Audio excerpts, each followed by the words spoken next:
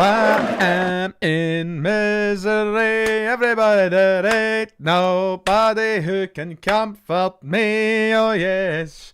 Why don't you answer me? I don't even know what the rest of the words are. All I know is I am in fact in misery.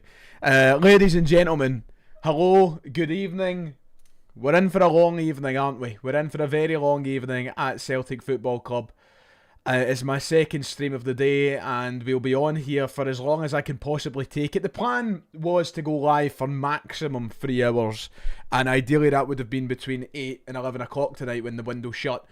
I have now started the stream an hour earlier, which means it's looking like a 7 till 11 o'clock stretch. I don't know if I'll last 4 hours. I'm not going to be around the bush, but I'll try. I certainly will try, and depending on what Celtic do, we'll just take it as it comes. You know, if Celtic conclude their business and we get news that it's expected to finish at Celtic at a certain point in the evening, then, you know, we might just end it there and log off there if that's before 11 o'clock. But all I ask of you as we do this stream is to bear with me, have a little patience. As Take That once said, you know, have a little patience. Just bear down, bear with me. Bear down, what are we, Chicago Bears fans? And we'll try and get through everything. We have got a huge amount to talk about tonight so far, and a lot has happened in the 3 hours that I've been away. I went off the air at 4 o'clock this afternoon, and we ended that stream on the bombshell of the third Nottingham Forest bid for Arne Engels of £25 million. During the 3 hours I was away, it was confirmed that Celtic rejected that £25 million offer, and we'll come on to this. I'm not going to dwell on it too much at the top of the stream. We'll come on to it in a moment. And now we're hearing reports Arne Engels is unhappy that we have rejected that bid, and it's just a mess of a day at Celtic. Everything that's going on and all the rumours that are flying right now, I think, just sum up the lack of direction at this football club, the lack of preparation at this football club. I think that we're just in a position where, you know, you reap what you sow, and I'm fed up of it. I'm so glad that I only have 4 hours left of this absolute disaster of a transfer window. I can't wait to put this behind me. And I hope I never need to go through something like this ever again with the club. I'm hoping that moving forward, this is the last transfer window that will be under the CEO CEOship of Michael Nicholson, and the chairmanship of Brian Wilson, and all this gang of cronies that have ruined the club. I don't know what the direction is of the club. They even don't know what the direction of the club is. But we've got a lot to cover tonight, and I'm sure a lot will break as the night goes on. I see the chat flying. We already have over 900 live viewers. So, as I said, just bear with me this evening. I will get to the chat eventually. There's a long way to go.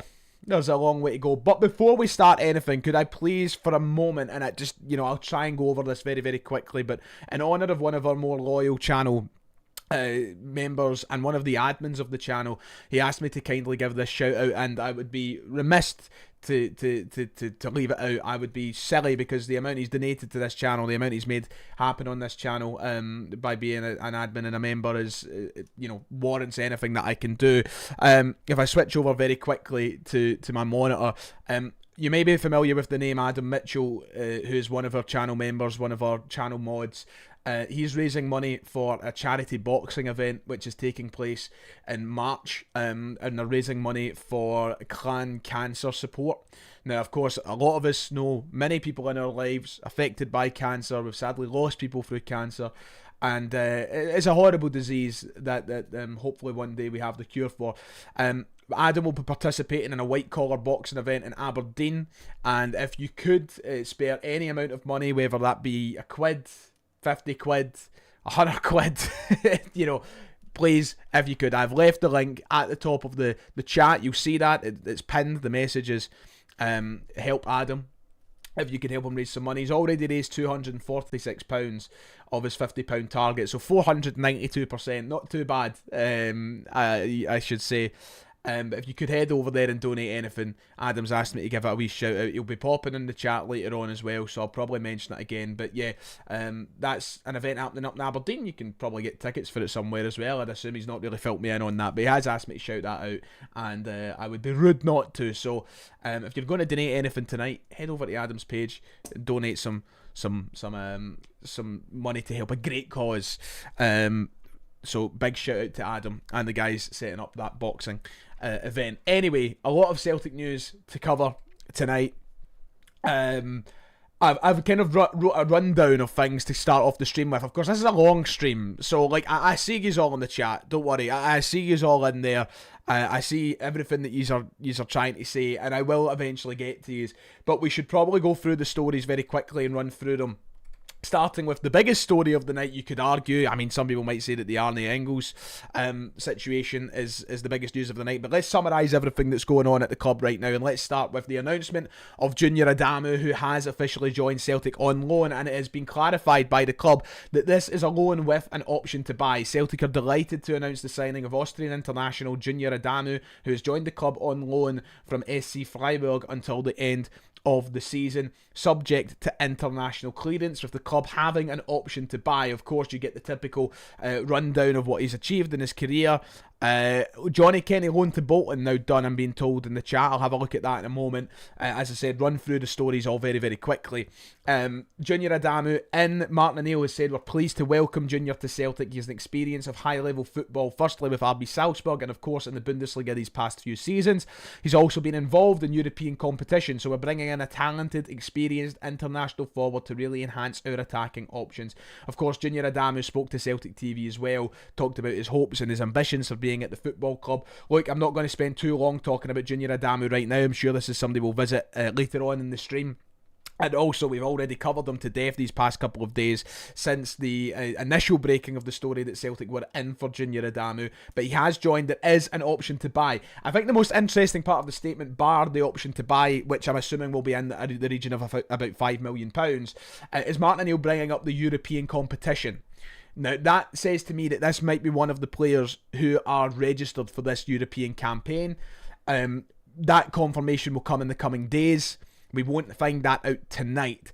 The option to buy isn't confirmed anywhere as of yet. As I said, I'd imagine it's in the region of around £5 million. I believe Freiburg paid around £6 million, and they're not going to turn a profit on that considering his return that he's given them. He's not scored many goals, not managed many assists. He's not exactly lit the world up over there in Germany. I don't imagine he'll be able to muster much more than around that £5 million mark on top of the €6 million or whatever it was that they paid. But Junior Adamu is here. He is the first signing of deadline day. But as of 19:09pm, 7:09pm, as we approach 7:10, no money has been spent by Celtic yet. Adamu is the third signing of the window, and he is another loan signing. Still no money, which I wish I could say is a shock, but it's not, is it? I think we can all pretty much acknowledge that it's not a shock.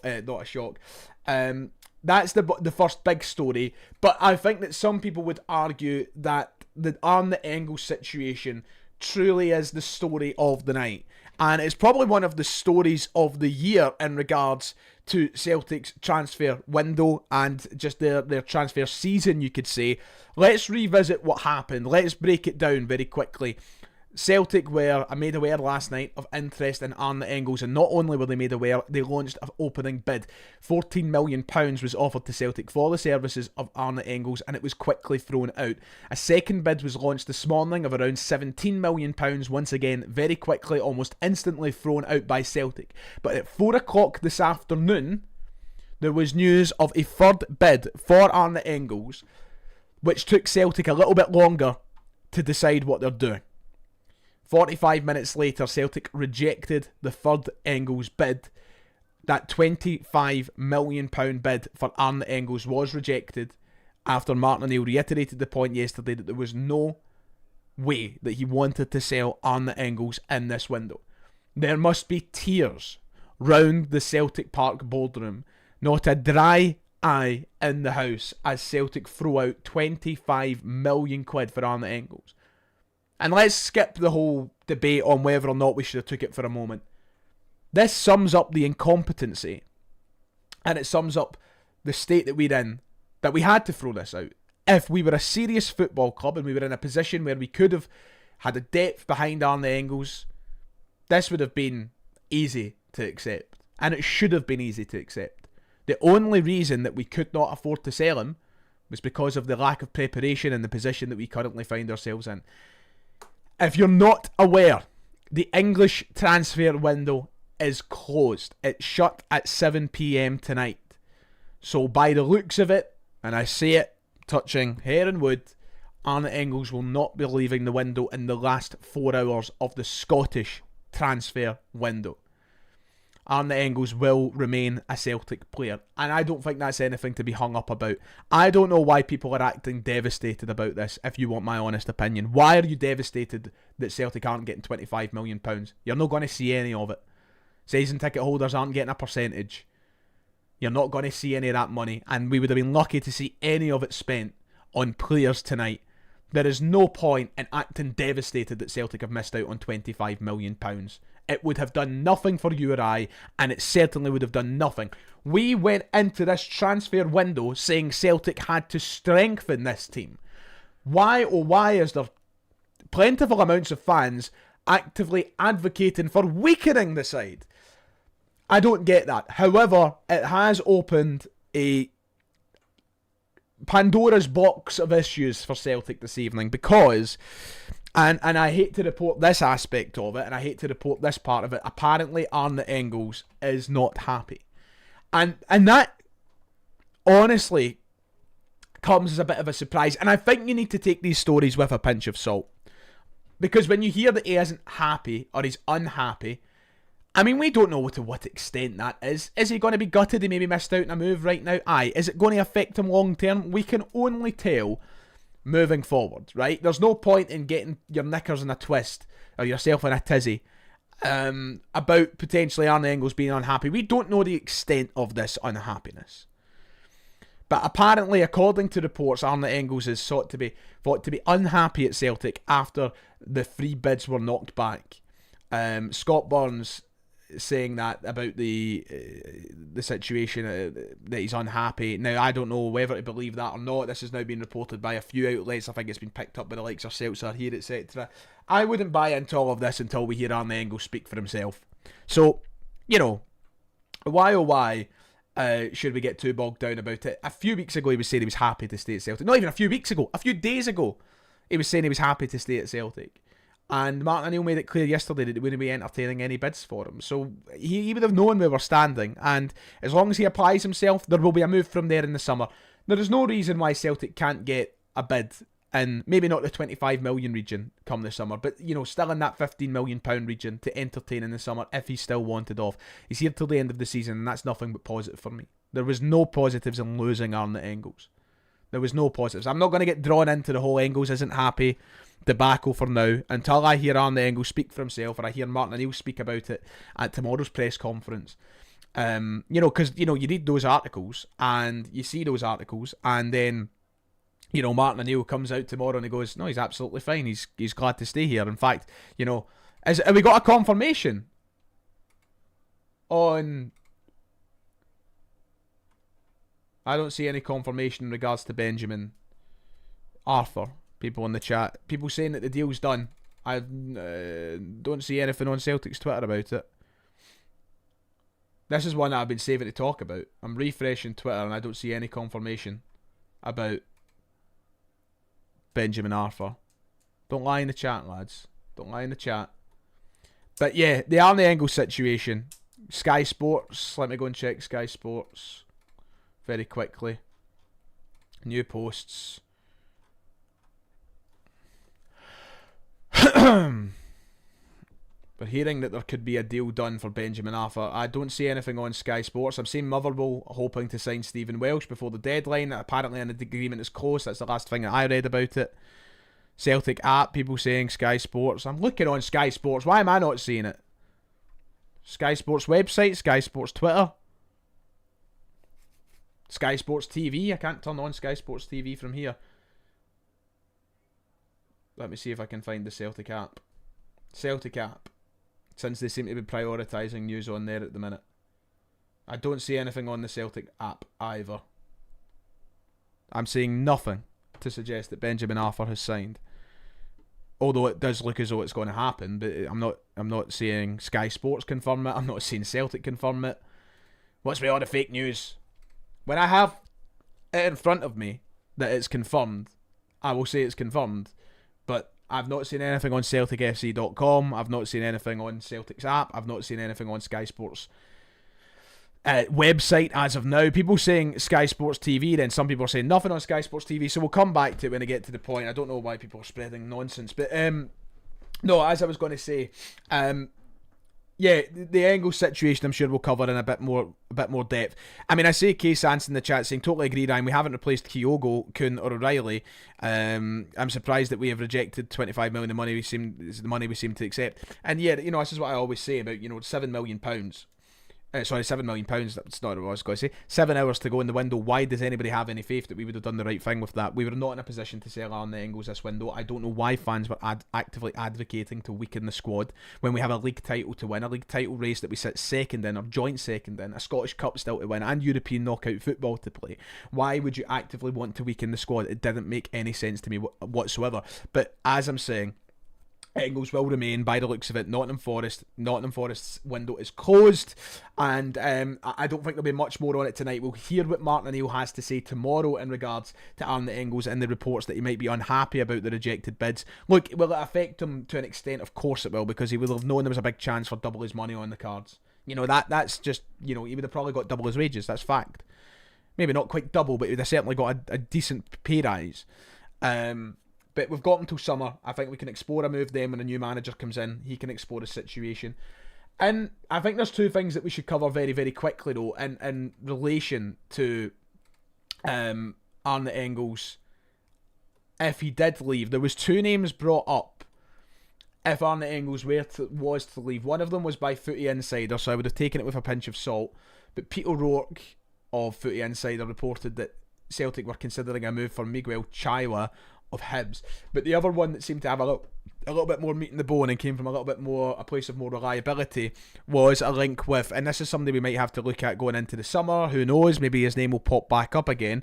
But if I quickly switch it over to the monitor one more time, the name Benjamin Tahirovic came up of Brøndby. He was a name that apparently was being looked at if Arne Engels was leaving the club. His name was floating around some of the mainstream media. Currently plays for Brøndby. He was formerly of Ajax and Roma, in fact. He's got Serie A experience, Dutch Eredivisie experience, and of course right now playing in the Swedish top flight, in the Swedish Super League. His name came up. Of course, there won't be any movement on that front now. I doubt Celtic will go for a central midfielder now that Engels is staying at the club. I think our whack tonight will be the confirmation of Adamu, which we already have, potentially the confirmation of Mvuka still to come, and of course the guy we're about to talk about in a moment, and Benjamin Arthur.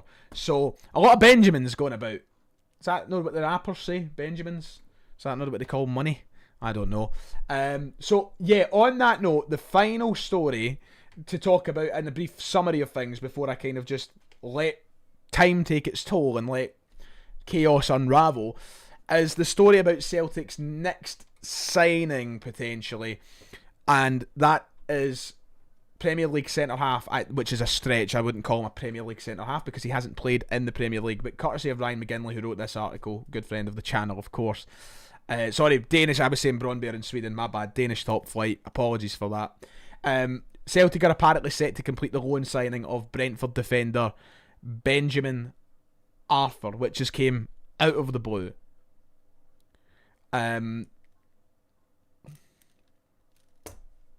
This is a disgrace, if you want me to be completely blunt about it. And I've already had people reply to the podcast Twitter account going, oh, he's only a backup.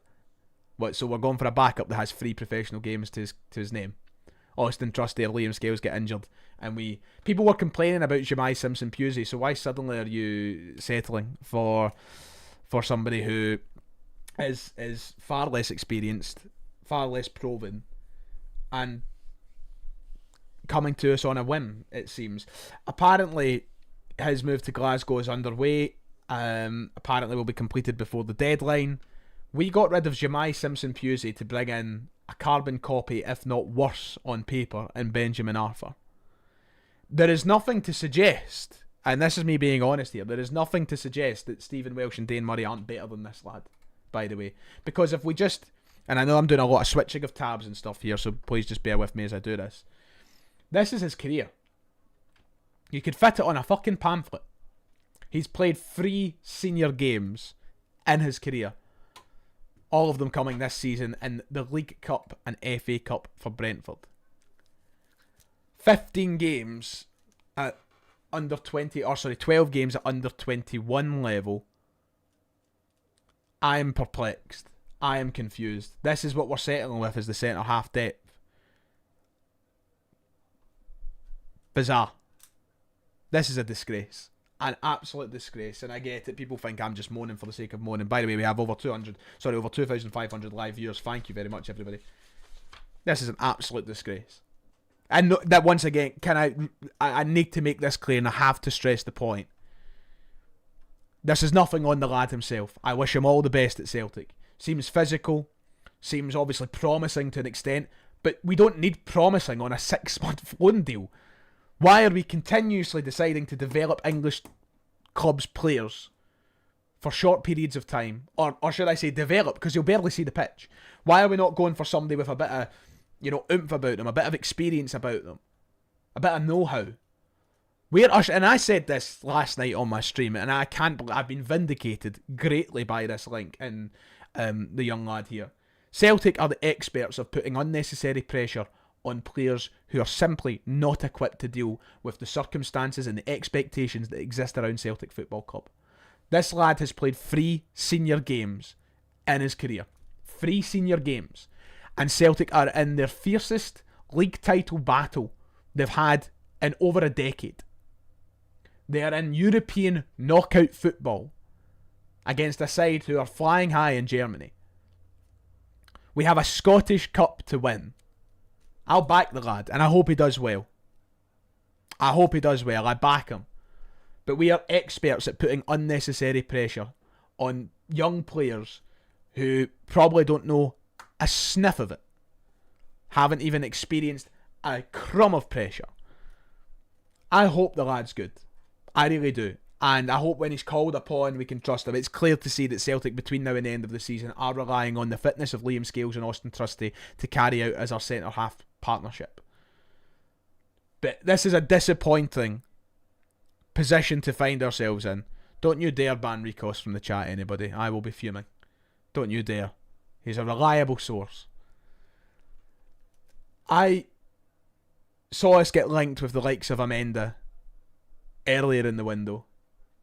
I saw us get linked with the likes of Jamie Lawrence earlier in the window. And of course, it's a bit, it's your own fault for getting caught up in ambitious links or whatever it might be. But to go from that to this, a guy that's played 3 games in his career, this is nothing to do with the lad. This is to do with our board and the direction that we are going in.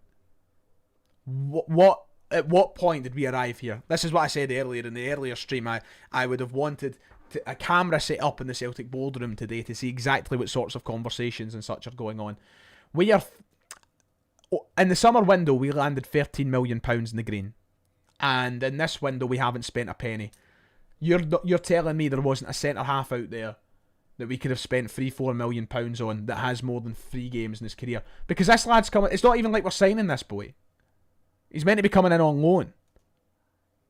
So, I'm at a loss for, I've said everything I have to say for this transfer window, and sorry for being negative all the time, but what is there to be positive about? You point it out to me, and I'll reiterate my point. There's just nothing. I'm kind of fed up, but that is apparently the direction we're heading in. Benjamin Arthur, we're waiting for more news on that, an announcement in regards to that. Thank you to Connor for the donation, by the way. I appreciate it. Saying, Ryan, make it make sense. Celtic sold Jota for 25 million, O'Reilly for 25, actually 30 million. It didn't say no to that, but we say no to Arne Engels for 25. So we can say no to... you've lost me at the end of that. But if you're asking me to make sense of it all, when we sold Jota and when we sold Matt O'Reilly, we were in a much better place to sell them, it seems, and they were also in summer transfer windows. You know, it makes perfect sense. You can't lose a key player with 7 hours left of a transfer window, or 3 hours or 4 hours left of a transfer window. That's where the situation differs from those in the past. We sold Jota right at the start of a summer window. We had, you know, weeks to replace him, and you can argue if we done that effectively or not, but, you know, at least on paper you had those weeks to replace him. Matt O'Reilly was somebody who we were preparing for all window to lose. We eventually did lose, and then we went and spent our money on Arne Engels at the time. You can argue if that's worked out to be a success or not, if we're still waiting to replace Matt O'Reilly, but that's where the core difference comes with those. Thank you for the donation though, I appreciate it. People talking about Arne Engels, will another bid come in? I mean, the window's shut in England. Nottingham Forest can't come back in now. It's done. It's over. It's finished. Arne Engels will remain at Celtic throughout this transfer window unless there's like something happen behind the scenes that that means that Nottingham Forest have a bid underway and something is going to happen. But it's not going to. Arne Engels is still here. There's probably not a point in wasting an awful lot of breath about it now. If you're gutted that we're keeping a player between now and the end of the season, which maintains our squad strength, the very limited squad strength that we had, I'd have a word with yourself. You're not making any money off that potential £30 million, or sorry, £25 million that was on the table. Unless I've missed something. Unless I've missed the email sent out to season ticket holders that we're all going to get bonuses for it. If you're advocating for the bonus checks of the Celtic board and the non-spending aspect of what we would have done with that £25 million, I think you've got to get your head a wobble if you're asking for the truth. So that's the rundown of everything that's kind of happened tonight. There was a couple of other wee stories to kind of dance over quickly, and then we can just get into the whole waiting aspect of things and we can see what happens. We are waiting on that Benjamin Arthur news. We're still waiting for the announcement of Mvuka as well. I don't know what the hold up with that is. The window, of course, closes at 11 PM. Keep that in mind. There was a couple of other wee stories to kind of dance over very quickly before I do just open up the floor to questions and we play the waiting game. But remember the links with Faris Gajemis, who of course Celtic were linked with over the last couple of days and apparently quite close to signing. We had an offer of, you know, £6.5 million reportedly accepted, but then we couldn't come to an agreement in terms of structure with that deal, which has caused a collapse of it, and Faris Gajemis, of Frosinone in Serie B, by the way, isn't happening. According to a report that came out tonight by the Daily Record, the player apparently had a change of heart and wanted to stay with Frosinone for the promotion push, which I think is fair enough. You know, if he's enjoying a good campaign, there's a chance to get promoted to the Serie A next year, he might want to take up on that. But the fact that we're getting rejected off second tier Italian, not even Italian players, it's not Italian, French players, second tier Serie B players, oh, it's a bit of a sore one to take, especially when there's so much money sitting there on the table and we're probably going to double his wages or whatever. It's a bit of a sore one, but apparently he had a change of heart and didn't want the move to Celtic. That's one of the stories out there tonight in regards to Faris Gajemis. Of course, that's why we've moved on to Mvuka as our target. I'm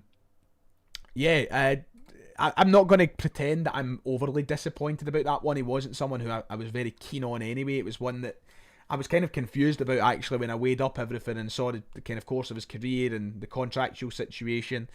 It was a bit strange. So that's that. And finally, the last thing that I want to touch on, I don't know where Sacha Tavolieri was getting his sources for this tonight, because Motherwell apparently made clear this morning to Sky Sports that there wasn't anywhere. It wasn't for sale.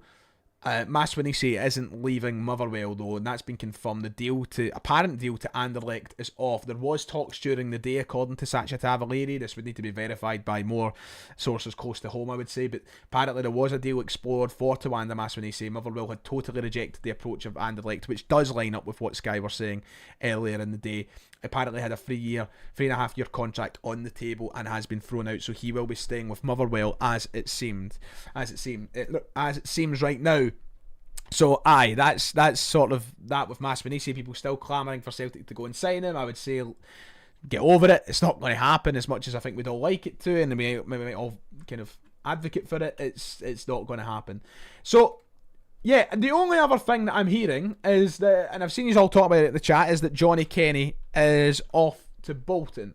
Now, we did talk about this in the earlier stream. We've seen that there was a bid launched for Johnny Kenny. Sky Sports reported that there was a deal being worked on between Bolton and Johnny Kenny in regards to a loan. I'm trying to find the confirmation that he is off. David Snide, Irish journalist who broke the story earlier, is saying it is done. So Johnny Kenny, apparently loaned from Bolton to Celtic, is done. Understand he also had the choice to join Schalke in Germany as well as some options in the Championship. So we're waiting on, this is pending official club confirmation. We're waiting for Celtic, I think, to come out, unless I've totally missed it, and I don't think I have. We're still waiting on Celtic to come out and actually confirm this. But Johnny Kenny's loan from Bolton to Celtic has now been finalised. Apparently Bolton have tweeted confirmation. I will try and get a hold of that in a moment. Apparently Bolton have tweeted confirmation about a loan deal. But yeah, this is a move that popped up earlier today, fully expected to happen.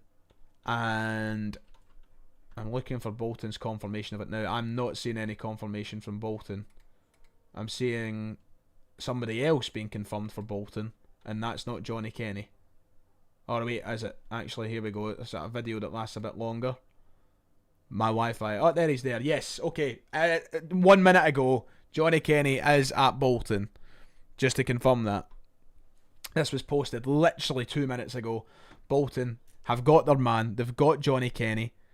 We'll see how he gets on there between now and the end of the season. I don't think there's any details out there right now about any kind of options or obligations to buy or anything like that. But he is there in his Bolton get up at the Is it the Macron nowadays? It's the Reebok at heart. You know, everybody knows it's the Reebok.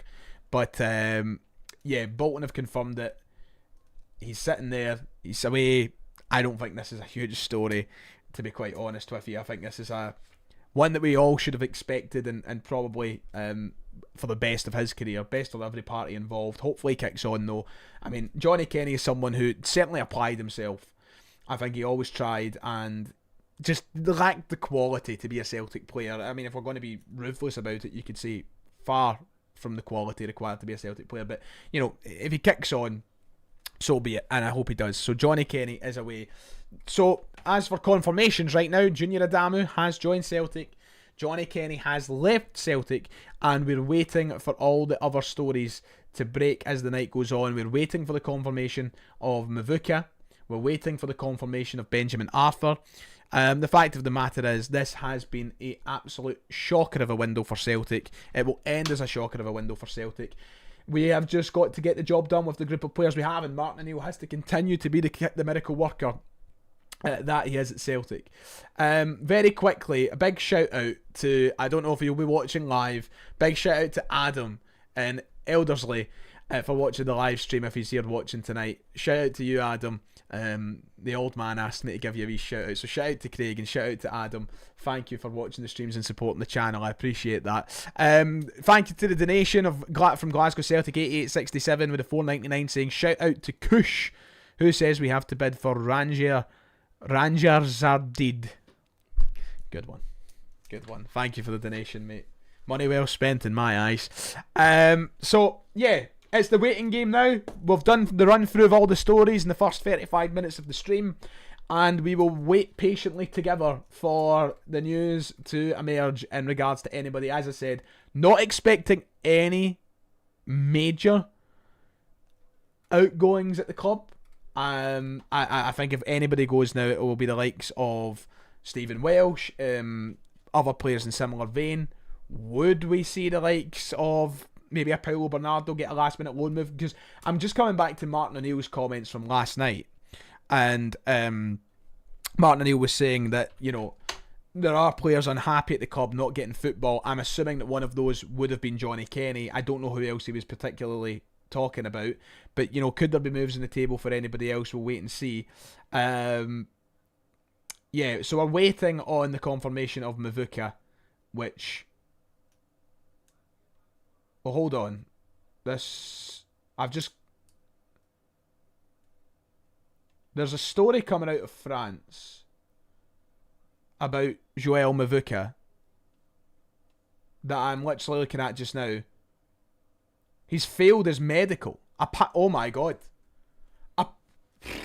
Apparently Joel Mvuka has failed his medical. I've literally posted minutes ago, in the last 10 minutes, Mvuka's medical has been failed. This is fucking massive.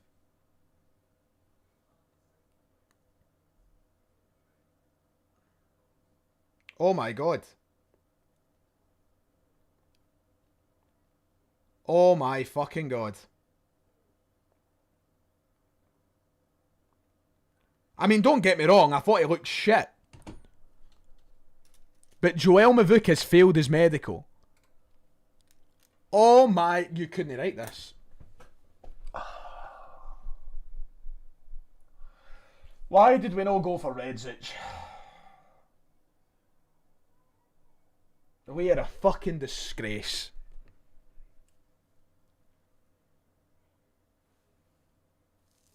We are a disgrace.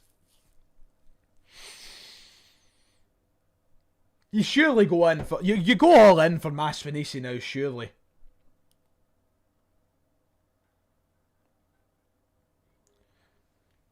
You surely go all in for Masfinisi or something. What are Celtic's options? Joel Mvuka, ladies and gentlemen, live, breaking news. And that's what the hold-up has been all day. Look, the thing is, right, I'm not going to lie about things. I thought this boy looked like an absolute dud. The thing with Adamu is, at least there was a little bit of, and I'm not going to go as far to say pedigree in the past, but at least there was indications that in the past, Mvuka is somebody who can be, once he finds his form, somebody of use. The lad Mvuka didn't look like that at all. I mean, I was banging the bell for the last 24 hours that it looked like a fucking disgrace of a signing. He had 14 goals in his whole professional career. Celtic now have just over 3 hours to find a right winger. We've needed a right winger this whole window! This whole window! And we've fucking cheaped out on every option that we had on the table. And now the one that we were going to get, who looked like a fucking tit, to be quite honest with you, for 3 million quid, fails his medical. So, the reports in France are suggesting that Lorient and Celtic had reached an agreement for the transfer of Norwegian winger Joel Mvuka and has reportedly failed his medical examination, where the player left Lorient on Saturday evening after the victory against Nantes. His transfer is currently on hold. Everything was finalised. Lorient and Glasgow Celtic had agreed on the transfer of Norwegian winger Joel Mvuka, and the former Bodo Glimt player even left his teammates on Saturday after the game against Nantes to join Celtic. And he's now failed his medical. This move could be in jeopardy. According to Scottish sources, Mvuka's failed his medical due to a medical issue. It remains to be seen whether the winger will actually sign for Celtic or if he will return to Morbihan in the coming hours. The Scottish transfer window is open for a few more hours. This is massive news. Fuck me. We're never getting a right winger. We are never, ever, ever getting a right winger.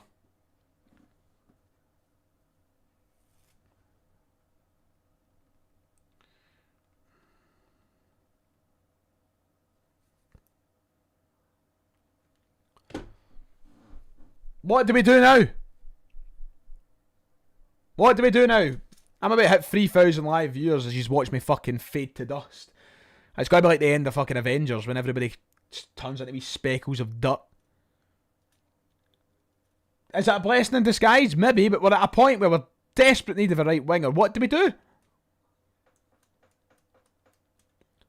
Breaking news. Hold on. Breaking news. Breaking news. Michael Nicholson has been spotted licking the transfer window. That's the huge breaking news tonight. Oh.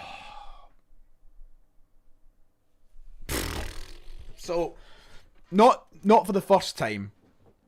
Not for the first time in this window have we looked to sign an injured dud. There's been a couple that we've been linked with like that. And it's the chickens are coming home to roost, or whatever that old saying is. I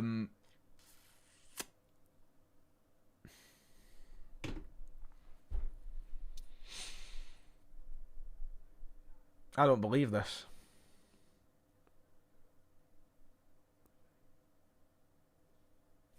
I do not believe this. I'm actually speechless. I'm running out of words. This is going to be a long night. So what now? Genuinely, what now?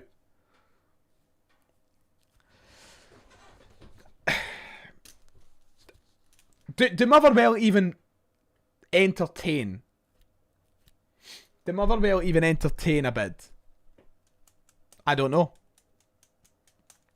People talking about recalling Palmer. People talking about Raheem Sterling. Celtic at 10:59. Welcome home, Calvin Miller. Would not shock me in the slightest.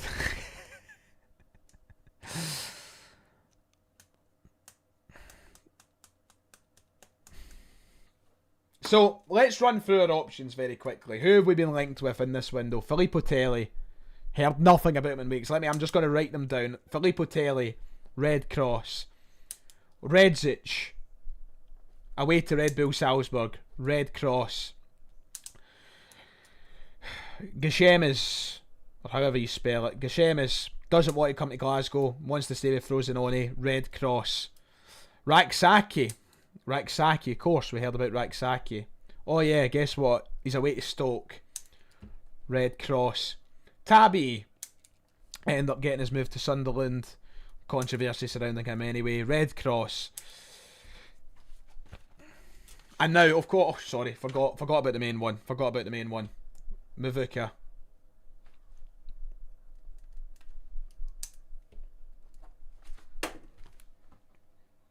See all that? See all those there? What about, look, yep. See that there? That's all the wingers. That's all the wingers there. 1, 2, 3, 4, 5, 6. 6, by the way. 6. 6 we fucked up and not got. 6. 6 of them.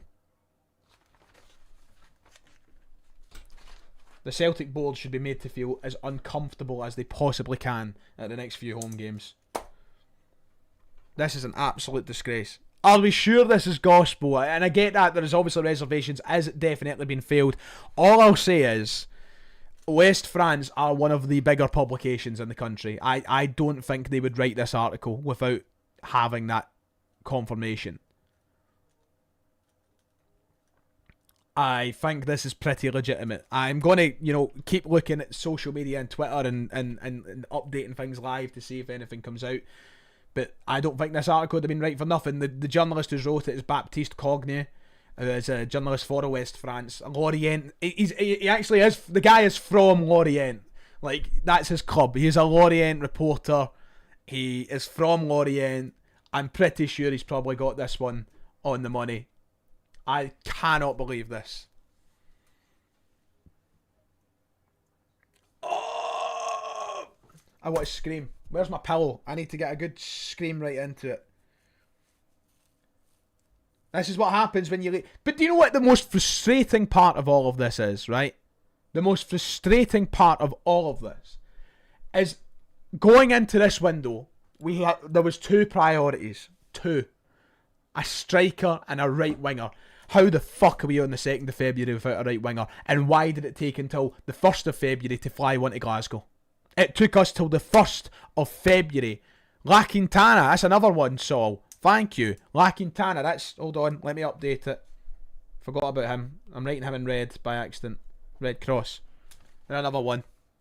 La Quintana. I mean, I suppose you could maybe throw Maspanisi on there as well, since we've no bothered our Jacks to go and look at him. Just write him up there. There you go. All these names.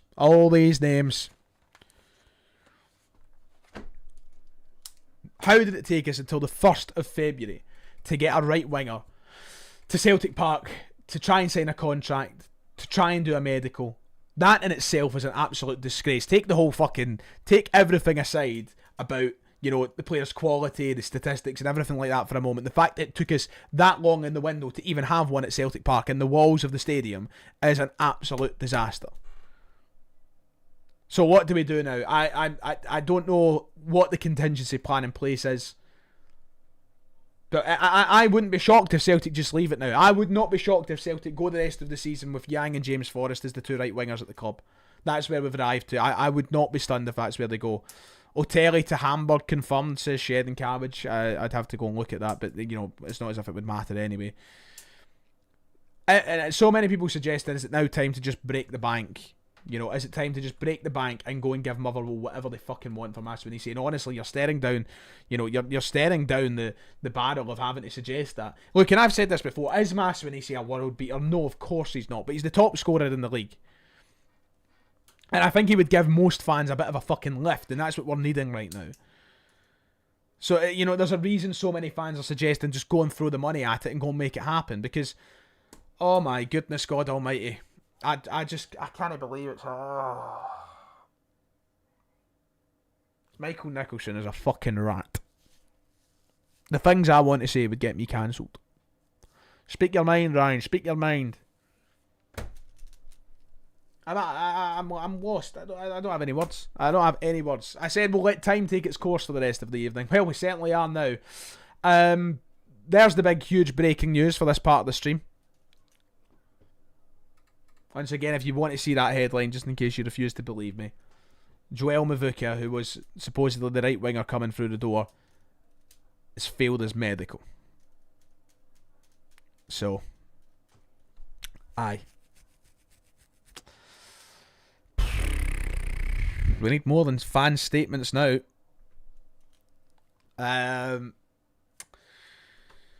Celtic going to run a freeload out after we've been gooping for years.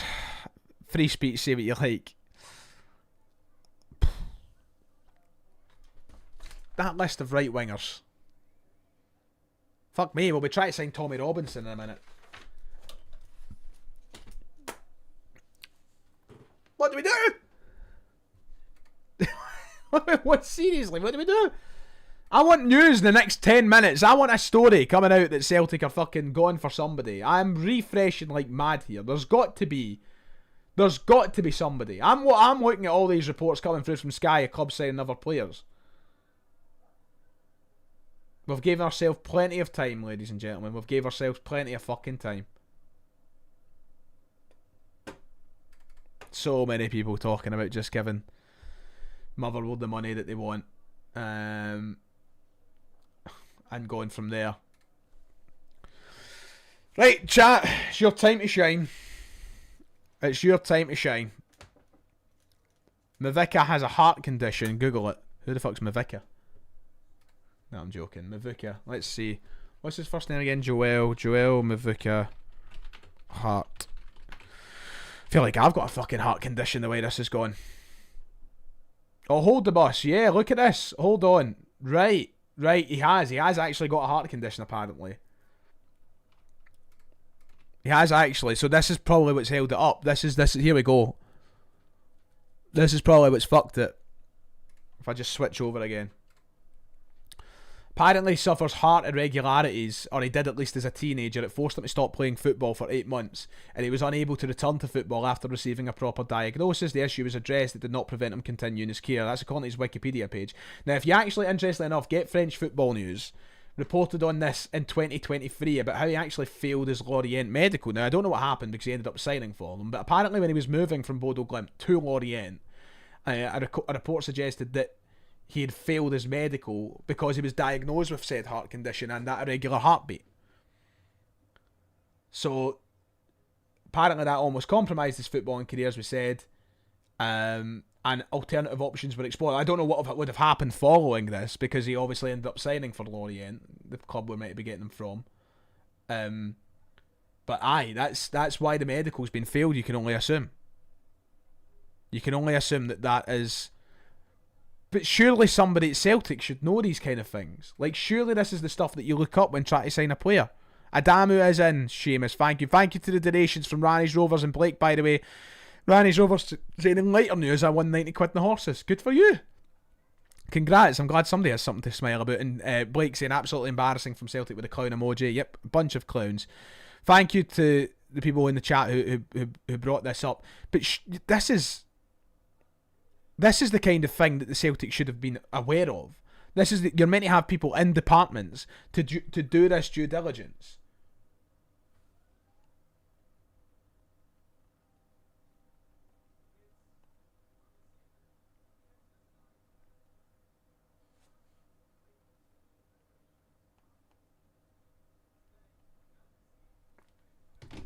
I cannot believe this. Thank you to Joe for the donation. I appreciate it. Thank you to Boys in Green for being a member for 16 months.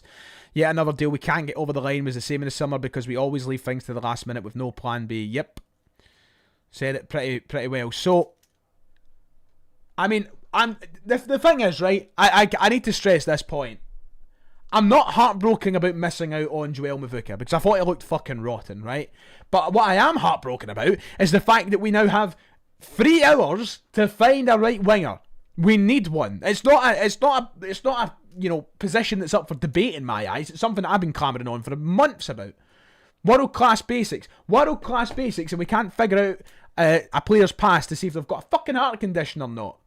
So this isn't the first medical that Joel Mvuka has failed. He failed his initial Lorient medical, and now has of course failed his Celtic medical. So that's the big news.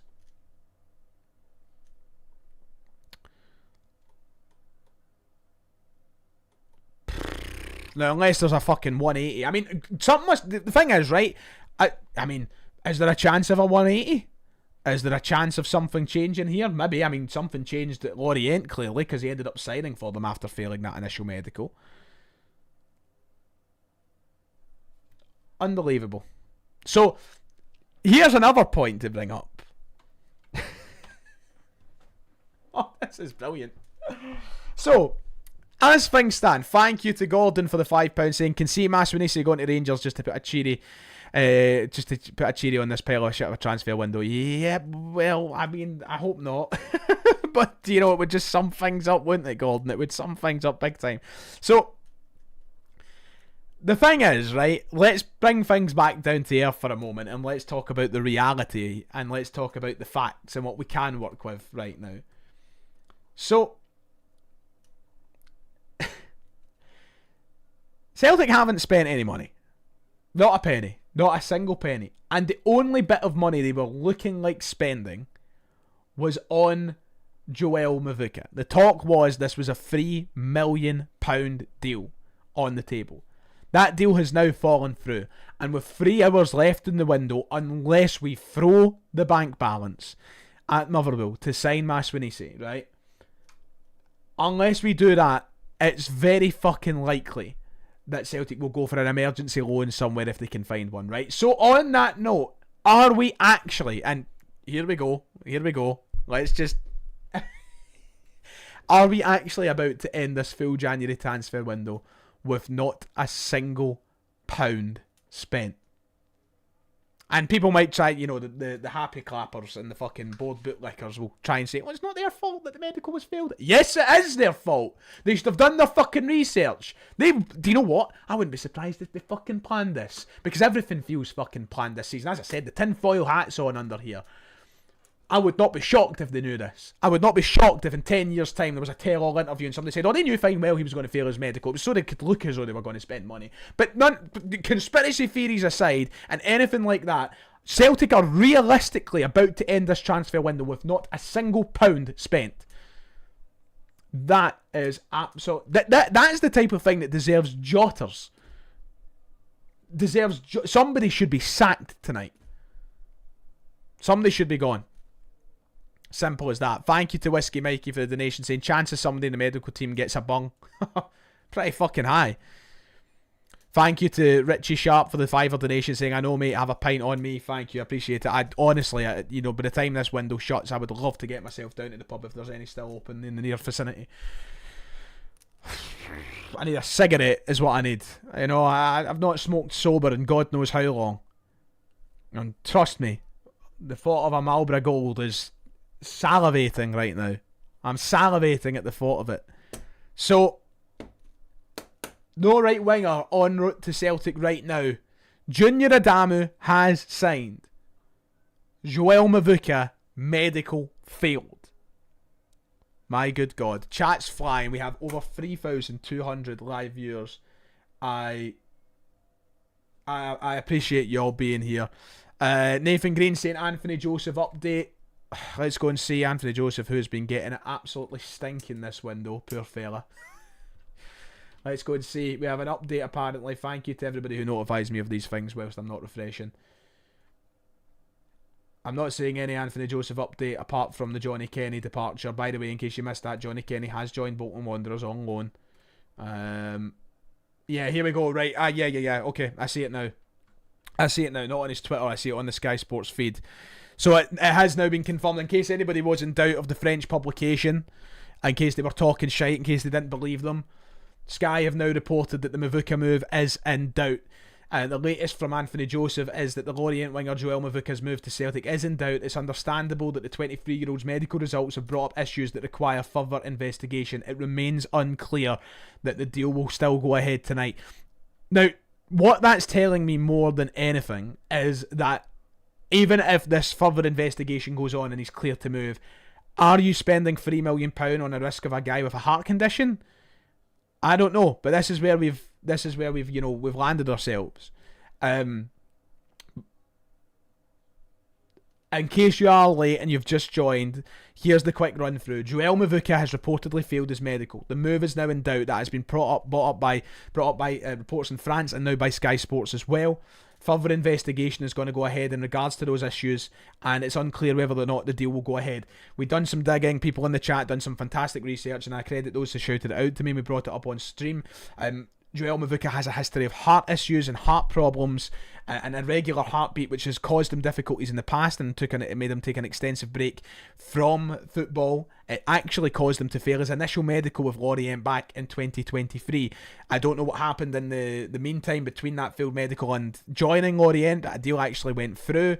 But Joel Mvuka has a heart condition. It has caused the failing of a medical, and further investigation will go on to see if he actually signs permanently for Celtic tonight. So we are scrambling for a right winger, and the right winger that we could potentially sign has, a heart issue, which is just absolutely fantastic. So there's Sky backing up that report tonight. And we'll wait and see what else comes out in the next couple of hours. Thank you to Rianne for the donation, saying made a post blaming the board about the Mvuka deal, and within a minute 4 comments all defending the board. I give up. So many bootlickers, so many. I'm not afraid to just go out and call them bootlickers at this point. This is complete negligence of the highest order. The fact that it looks as though the Celtic have loaded up a YouTube highlight reel for this fella. This is essentially what I believe the scouting process is probably contained. That they've loaded up a fucking YouTube highlight reel when he looks decent, done no further research, decided to try and sign him only to find out that he has a heart condition at the 11th hour. The medicals failed, and now Celtic are scrambling to find the right winger before the end of this window. This is an absolute disaster of a situation for Celtic to be in a transfer window full of disasters. It just happens to get worse and worse and worse. Tragic. Absolutely tragic.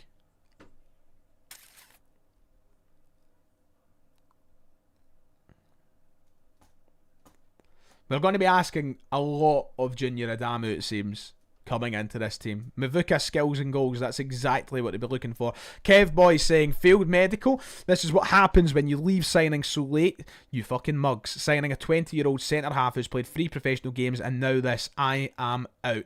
And as Mr. Mortal has said, it just gets worse and worse and worse and worse. Ryan, you have made more in tips tonight than the club have spent in the window. Yeah, I have. Maybe I might just donate the tips from tonight's stream to the club and tell them to go and fucking sign somebody. Go and sign a part-timer at this rate. What's Auchinleck Talbot got to offer? They gave us a game. This is fucking outrageous. By the way, at some point in this stream, I'm not going to be able to go 4 hours straight without going to refill my water and getting a wee bite to eat. There will be a wee break, probably in about an hour's time. I'll take a wee kind of 15-20 minute break, if that's alright with you.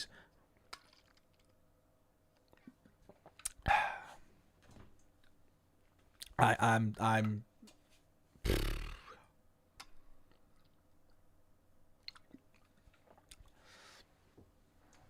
you know what makes everything worse about this, right? And this is the point where I try and appeal to any happy clappers we have left and any board apologists for some reason who think they're great fucking leaders like Kim Jong, right? You can take your break whenever you like, Mortal, don't you worry, son. But the thing that I've lost the point I was going to make. My head's so full of fucking pain and agony and stress that I can't even remember the point I was going to make now.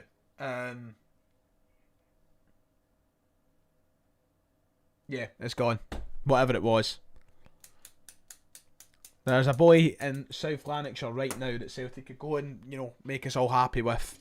And for some reason, they're just not bothering.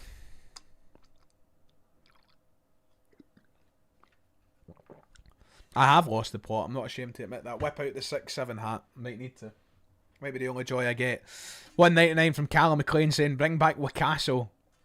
At this rate, I'd fucking take any of these. I'd bring back Dirk Berigter at this rate. I'd bring back fucking any field wigger of the past just to make this fucking agony end. Let's go to Transfermarkt for a moment and have a look at the windows, shall we? Let's have a look. North Lanarkshire. It's not North Lanarkshire. Motherwell's not in North Lanarkshire, is it? Is it North? I thought it was South. Oh, because I'm thinking. Oh, yeah, no, it is North Lanarkshire, isn't it? I'm not very good at my counties, am I?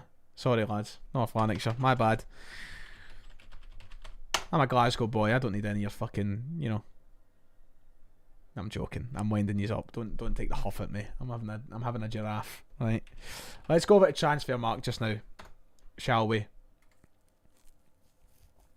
Right, I get it. North Lanarkshire. Alright. God, there's me. I pride myself in geography as well, and I buggered that one up. My council is the Glasgow Council, right? Let me go transfers, current season's transfers. This is what I'm looking for, right? Let's flick over. I bought a Stream Deck, by the way, so things should be a lot smoother. Thank you to Mark for the donation, saying cheers. Cheers to you, Mark, mate. I appreciate that. Thank you for the donation, brother.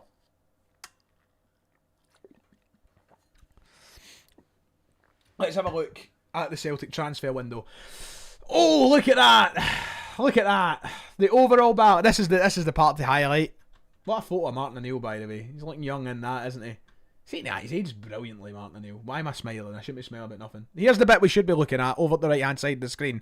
Here is Celtic's transfer expenditure / income for the window.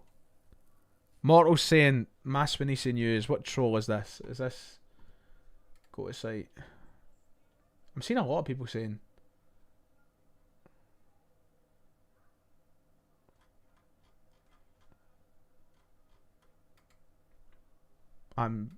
what is the link that you've just sent me, Mortal? Why have I wasted my time on that? Let's have a look at this. So many people keep saying about Maspanisi's agent at Celtic Park. Can anybody actually provide proof of that? Anyway, until I have proof of anything like that. Here's Celtic's arrivals / departures. The French winger doesn't want to come to Celtic. Had a change of heart and wants to stay with Frosinone. We have made 30 million euros, which obviously can give or take that around 25 million pounds, and only spent 15 million between two transfer windows. We are in the green by 15 million euros, which is roughly 13 million pounds, by the way. We are in the green by 13 million pounds. This is our transfer window. Tenekti, dud. Balikwisha, more than dud. Yamada, dud. Nigrin, a glimmer of hope in a dark time. Inamura, dud. Tierney, free transfer, didn't spend a penny. Iheanacho, free transfer, didn't spend a penny. Duhan and Osman, free transfers. Loan. One of them being Shemai Simpson-Pusey, by the way. And, aye, that's that. And in terms of money, we made 19 million euros on Nicholas Kuhn, haven't replaced him. £6.9 million on Adamida, only now just replacing him. Gustav Lagerbielke went, Tilio went, Kwon went, Taylor went. Bain loaned out a few players. Yeah. 30 million euros worth of sales. And only 15 spent.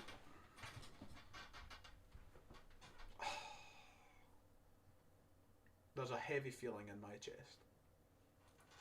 A heavy feeling in my chest. It's a disgrace. It's an absolute disgrace. So I just wanted to use that for now. We'll probably refer back to this at some point later. Obviously, if you throw in another loan signing in Benjamin Arthur, then aye.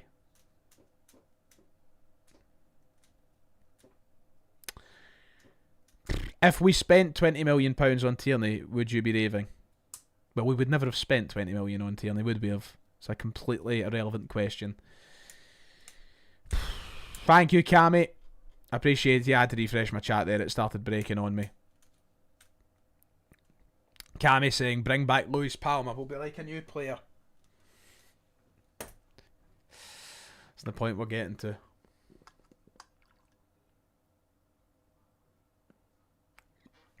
Maswinisi spotted in Pepe's Duke Street, apparently.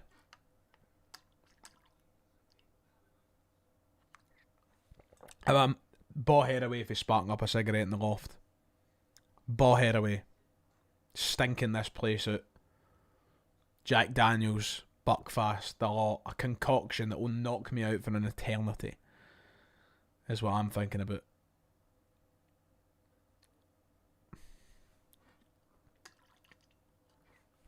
We now have less than 3 hours left of the transfer window.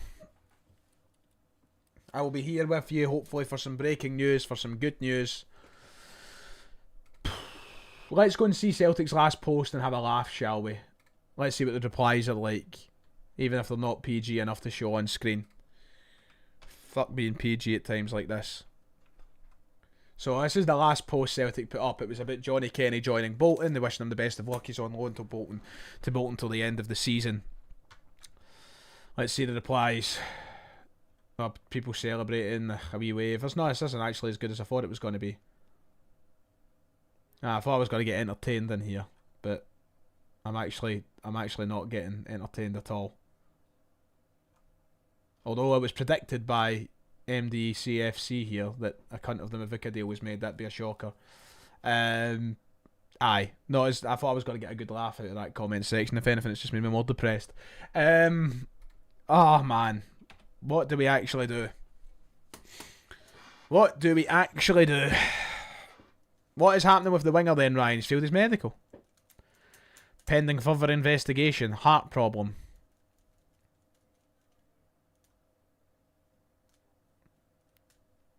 This has been a mess. I actually can't believe how bad it's got. I don't know if you can tell, but the life has been drained out of me. Just utterly drained. Like I feel lifeless. I feel empty. In fact. Let's keep your points coming through. I'll answer some of them just now because we are just kind of refreshing and hoping for something to break. But right now, it doesn't look as though anything is going to break other than the big news that we just had a moment ago in regards to the collapse of the Mvuka deal as things stand. Of course, there's not 100%. It's not been 100% ruled out, but it is in doubt. It remains unclear whether the deal will go ahead. Celtic need to be actively looking at other right wingers that they could potentially sign in this window. And as I said, the most obvious and it feels like easiest solution would be to go to Motherwell, offer them 6 or 7 million quid, and whether that's too much or not, we're not at a point anymore where we can talk about deals potentially being too much. Yeah, the Celtic fan base are having heart palpitations. You're right, I feel like I am. You can hear me breathing. It's just all too hectic for me. It's all been a little bit too much for little Ryan Fitzsimons.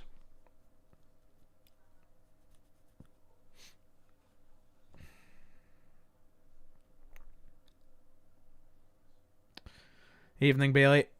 Good to see channel members. Edward, Jack, Tim. I'm checking every fucking possible outlet I possibly can for some good news, and there's just nothing. Alejandro with a $4.99. Thanks, mate. Saying, watch Adamus quickfire questions for a laugh at this point. What the fuck is Adamus quickfire questions? I need an explanation. Thank you for the donation, though. Am I shocked? I mean, I actually am kind of shocked. I just didn't think it could get this bad, but at the same time, no, I'm not shocked. But I don't think anybody could have predicted it getting to this level of shite in this window. Ewan saying that I wouldn't blame Martin O'Neill if he walked would actually respect it. Deserves a statue for having the courage to walk into this barrel of shite controlled by a bunch of spineless rats. And I agree with. Look, listen, I don't think Martin O'Neill would walk. I think he's here to finish the job, and I think he's going to honour that. But I wouldn't blame him for walking. I would hold no malice to any man for walking. I held no malice for Brendan Rodgers walking at the point where he did. I just think this is an absolute bin fire that has lost all control. Like, we have poured not only gasoline over it, we've not poured just, we've thrown tanks of propane in, we've thrown, do you know what, we've thrown it all. We've just thrown the kitchen sink at it, This is a bin fire that has lost all control. And I'm actually out of words and superlatives for it, to be quite honest. I've lost the funny comparisons.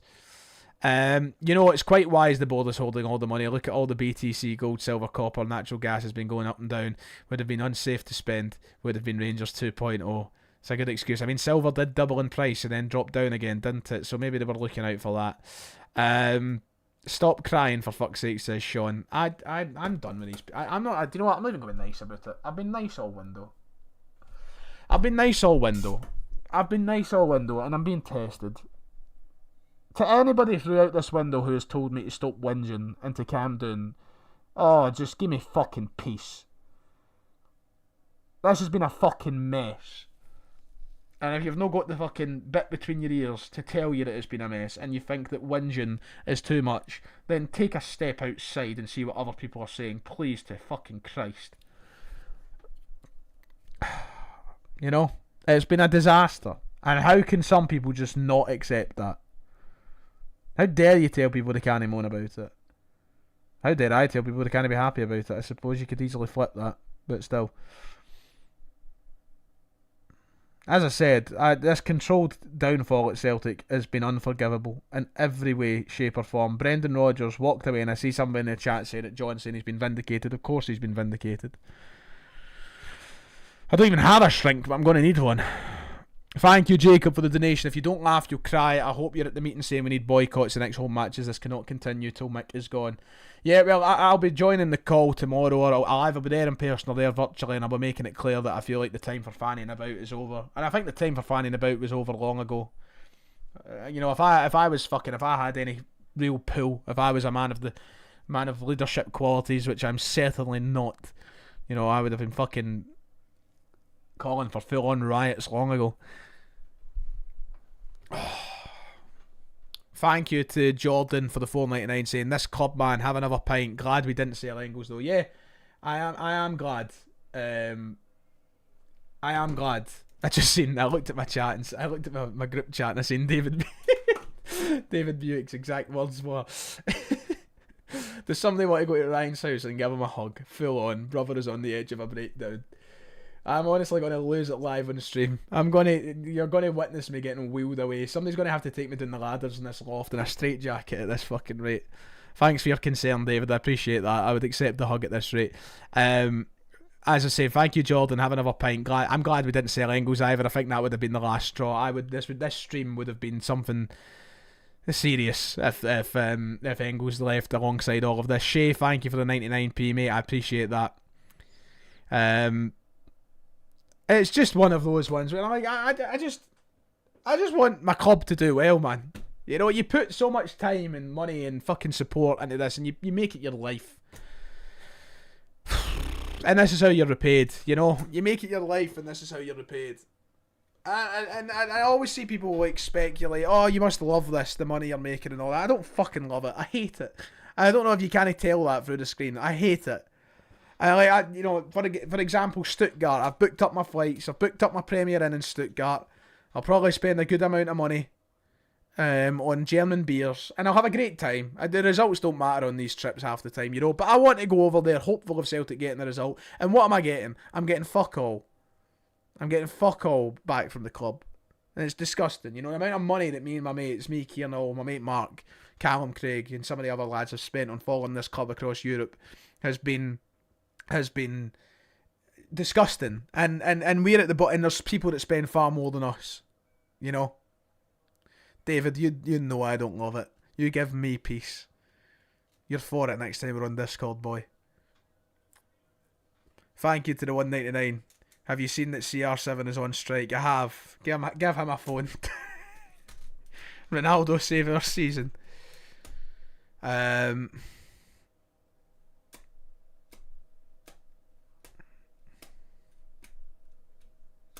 I've spent more on flights to Stuttgart than what Celtic have in this transfer window, Kevin. I think my heart's just got to stop at some point during this stream. Refreshing to see if anything's popping up. There's absolutely fuck all happening. Piss all. The late. Oh wait, no, that's still the same one. They've just posted the same. Sky have just posted the exact same. They got my hopes up there. Look, they fucking put up a post 1 minute ago. What are they playing at? I thought we got news there. I thought we got news there. And it's just the exact. They've just posted it, and they try to just tease Celtic fans. Is everybody just fucking taking the piss out of us now? Look at this. 20 minutes ago, Mvuka moving doubt. 1 minute ago, Mvuka moving doubt. Why are they doing that to me? David's asking me to do an impression of Fozzie trying to convince Ronaldo to sign for Celtic. Grish, listen here. You're a credit to your family. If you're not playing for my team, you'll not be playing with Daisy. Grish, sign the paper. We'll make the player. It's not time for jokes and impressions. I've not got the heart in me. You can feel it. I'm not even getting at my oomph. Thanks, Kane, for the donation saying sack the board. Phone of a club at the moment. Phone of a club? What kind of phone? Thank you. Joke of a club. I see your correction. That was a phone of a club. What kind? Nokia? Blackberry? Thanks, mate. I appreciate the donation. We are. Thank you to Celtic Mad for becoming a supporter of the channel as well. They don't make life easy. They really do not make life easy. NFL season's finished and everything. I don't even have the Eagles to take my mind off it. They're gone till September and they made a rip-roaring arse of it. Aye. What do I think will happen on Wednesday if we don't get any more players in? Well, we're up at Pittodrie, aren't we? So I'd imagine the away fans will certainly have something to say and sing about. But I don't have much else to say other than, we have a game to win, and that's the end all be all with that.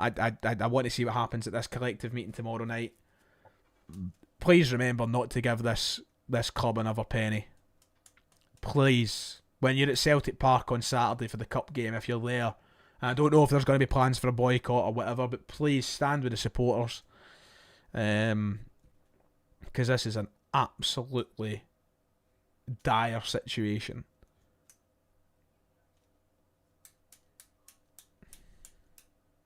Not the best time for a heart-stopping comment. Good point taken. Who's failed the medical? Joe, let's go. In case anybody is, in case anybody is late to the stream, let me go over it again, just in case. Joel Mvuka, who was expected to sign for Celtic, has reportedly failed his medical. A heart condition has been flagged. That's put the move in doubt, and that will be pending further evaluation come this evening and moving forward. So I don't think that he'll sign personally. I think that Celtic will have a lot to think about here. They need to go. There's not a 100% certainty the deal is off, but it looks incredibly unlikely. It looks incredibly unlikely that Joel Mvuka will sign for Celtic as of right now. So, yeah. That's the update in case you're joining late. We have over 3,500 live viewers, which is an insane amount to be on. Thank you all so much for tuning in tonight. It's not under the circumstances that I would have liked to have been streaming, but sadly it's the circumstances in which we are streaming, and there's not much else I can do about that from my point. £3 million fee was of course agreed. Thank you Whiskey Mikey for the $4.99. I appreciate it, mate. Saying when you go to Stuttgart, head to Bix's Jazz Club. They've got a secret whiskey bar up the stairs. Have a dram on me and tell the owner Whiskey Mike says hi. I will keep that. I love the sound of that. I've been dying to go to a jazz club. I've never been to one. I'm not. It's not as if I'm a big lover of jazz. I just love the idea of the aesthetic. This is where we are now. They've driven me to the whiskey and jazz clubs. Thank you Whiskey Mikey. I'll try and keep that in mind and persuade the lads to go. I'll be going places with the hardest liquor on show. David is fuming that he's not a mod. David, where are you? I'll make you a mod, mate. So who's all got the tin hats on then? Because does anybody else think that this was planned? And, I'm honestly sitting here going, they've looked at deliberately signing a player with a heart condition so they know they would fail the medical, so they could come out and go, we did. You could just picture the interview. Michael Nicholson sat there like he's doing a YouTube apology video, all fucking spineless and fucking childlike, fucking, hunched over like this, Well, we did try to sign a player. We did try to spend £3 million on Joel Mvuka before realising that he has a heart condition that means he could literally die at any moment. That's what we're going to get from Michael Nicholson. You know?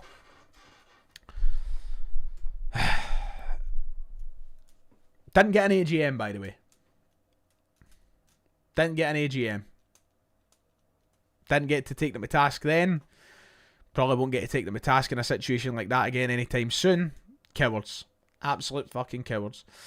Medical failed. No time to replace him. It's almost like leaving everything to the last minute. Isn't a good idea. Desmond trying to fuck us over before selling. If he sells, I will eat every hat I own, which is about 30 at this point, live on camera.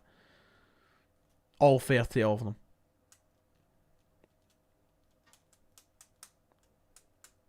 Oh yes, of course, it's all Brendan's fault. I forgot about that. My bad. I'm blaming Nicholson. Of course, this was all because of somebody's, self-preservation and ego. I completely forgot. Apologies, Michael. It's all Brendan's fault. We're still waiting. I'm seeing people asking about the centre half, that being Benjamin Arthur, of course, who we've been linked with Brentford. There is no further update from the ones earlier. I imagine that he's still doing a medical or something like that. I'd imagine that that's still something that's happening because that was a few hours ago. It would obviously take time to get up to Glasgow and all the rest of it. So we've not got any further updates on Benjamin Arthur as of yet. We'll keep a close eye on it. And I'll let you know when the guy with 3 senior appearances to his name joins Celtic. Thank you to 3SGZ for the 199 saying, just get the charity match regulars in the squad. It's time to phone up, Side Onley and all the rest of it. Get them in, Ryan, I think you need to go outside, scream, have a smoke, a whiskey, then come back all calm. I might need it. Maybe in my wee kind of 20-minute break that I'll have, I'll maybe do that. Or maybe I'll just drive to the highest point I can, stare down in the city and scream. Might do that. Anybody familiar with the Gafanwick water towers? Is there any way that I can get on the top of them? Does anybody know how? I'm not going to jump or anything. I want to just stare down and scream. So if anybody knows a way to the top of the water towers, please let me know.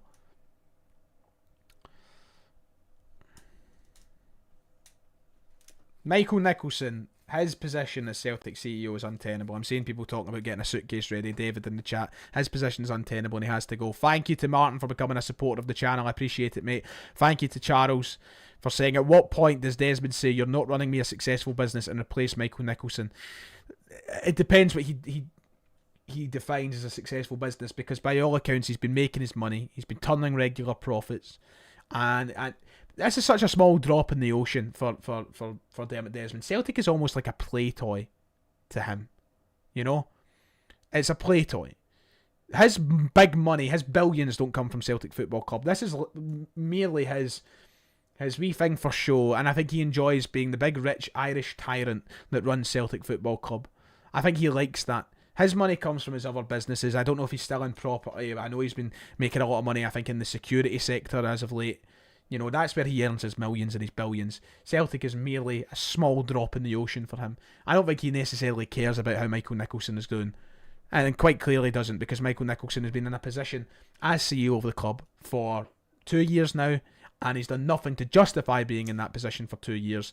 The success has been coming down to the playing squad and the managers that we've had in Ange Postecoglou and Brendan Rodgers, now Martin O'Neill. Michael Nicholson should be relieved of his duties essentially tomorrow morning. But he won't, because I don't think Desmond really cares. But I do understand what you're saying, Charles, and I do agree. Thank you as well to Celtic Mad, who donates saying, spend this at the wrestling, bro. Thank you, I will do. I'm commentating on Sunday. I'll just drink live on commentary. Thanks, mate. I appreciate it. You're a legend. Yeah, running the business fine for Desmond, absolutely. Mark saying, is Martin O'Neill and Maloney getting a free pass then? They said openly they were in charge of transfers now. You would need to point out a quote to me where it says they were absolutely unequivocally in control of transfers. I believe Martin O'Neill said on a number of occasions that he would work hard with the others in relation to transfers. I don't think anybody, for what it's worth, I don't think anybody at Celtic deserves a free pass right now. I really don't. I don't think anybody deserves a free pass, but there's certainly people, look, you can't shift all the blame on an interim manager who only arrived at the start of the month. Blameless, different story, and I don't think I'm not saying anybody's blameless. As I said, I think that there's a shared responsibility from everybody employed at the club in a footballing sense right now. But look, Mark, I understand your frustrations, but my frustrations lie at the highest level right now, rather than trickling down to, you know, the two fellas that are at least trying to make the best of a bad bunch. Thank you to Paul for becoming a supporter of the channel.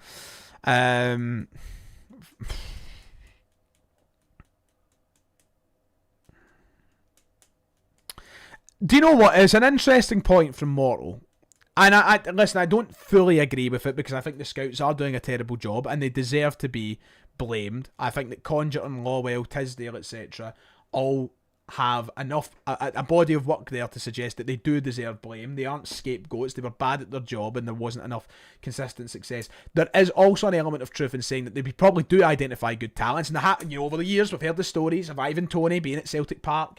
We've heard the stories about, even going back as far as the early 2010s, Stephen Fletcher being at Celtic Park. We heard what happened with John McGinn. I think that the problem is above that once again, but they aren't blamed. Once again, I don't think anybody's blameless. Nobody is blameless. Nobody. It's as simple as that. I don't think there's a point in having this game of he deserves this share of it, he deserves that share of it. We know where the majority of it lies. It's as simple as that. But, to say these people aren't, for example, Tisdale was probably key in the signing of Sebastian Tenecti and spending, £5 to £6 million on him. That's... He's not innocent. But, no point dwelling in the past right now. We're thinking about the immediate future, and we have 2.5 hours left of the transfer window. 2.5 hours left.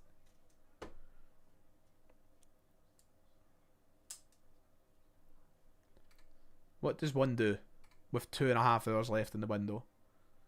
I'm really, really, really worried. Really worried. I'm refreshing everything like mad, and there is nothing happening either. Nothing happening. Spurs have signed James Wilson, by the way, in case anybody's bothered about that. At least there's something to talk about in regards. I see a comment there from Surt's official saying, go to bed, nothing's happening. And I'm at that point where I'm like, am I better off just switching off the screen and stream closed? Because it's just depressing. Absolutely depressing. Oh, wait, hold on. Celtic are interested in Alex Oxlade-Chamberlain. Breaking news. Celtic are interested in Alex Oxlade-Chamberlain. It's literally just popped up on my feed as we speak. What? There's a blast from the past. Holy moly, that came from nowhere. Sky Sports are reporting that Celtic are interested in Alex Oxlade-Chamberlain, who is currently a free agent. There's a name that I haven't heard.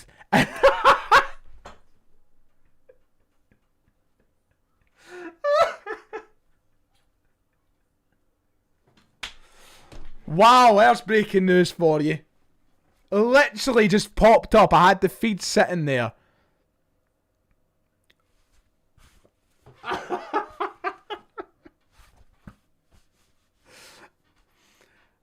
Alex Oxlade-Chamberlain. When was the last time he played on the right wing? David Buick has sent a voice note. Let's play it, shall we? You to me are everything, my Alex Oxlade-Chamberlain, oh baby. Brilliant, what a voice. When was the last... I feel like he's not played in the right wing since like 2016. When did he even play when was the last time he played a game of football?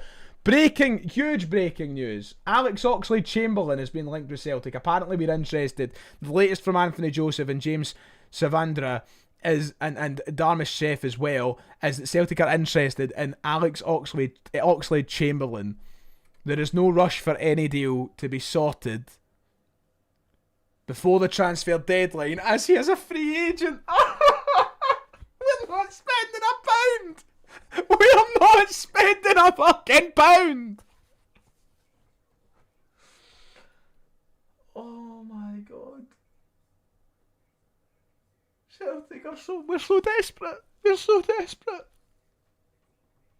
We're so desperate. We've driven down to the sketchiest part of Doon. We have. This is what Celtic are, right? It's 3 a.m.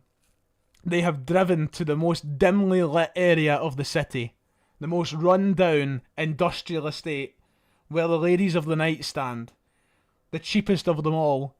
We've rolled the windies down and we have begged. We have absolutely begged. And we're still probably going to get a knockback.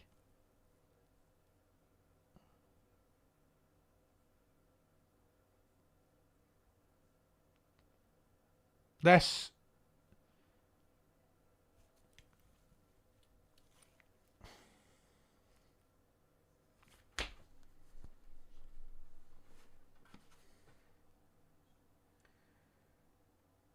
What is the line? Like, what is the, and I don't mean line as in like line of speech, but what is the line from what I can say that would like be too far, like in regards to my opinion of the board? Alex Oxlade-Chamberlain last played a game of football in 2024, I believe.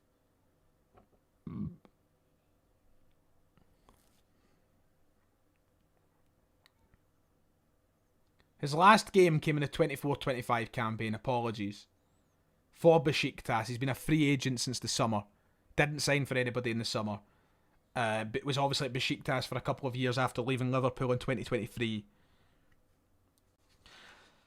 And hasn't played as a right winger in years. He was playing as a defensive midfielder for Besiktas.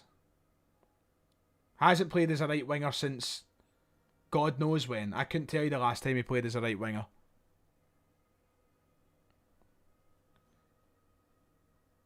Currently 32 years of age.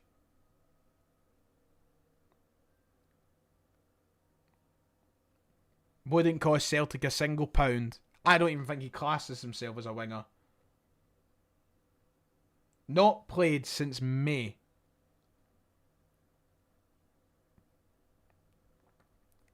Hasn't played a game since May. He's been training with Arsenal since November. That is on screen. Arsenal, and Mikel Arteta refused to rule out signing him. So apparently Arteta... I mean, I think the only positive that you can take from this, and maybe Arteta was just... Maybe Arteta was just saying it to humour him, and maybe he was just saying it to make him feel a bit better. But if Arteta wasn't ruling out signing him, then maybe, just maybe, like, he's shown something at training with Arsenal to justify them spending money on him. Holy fucking balls. I mean, Perry Edwards would be at Celtic games. That's a positive. I'm a big fan of Perry Edwards and Little Mix, you know, great band, great music. Oh my god. Who had this in the bingo card? So this is where we are now.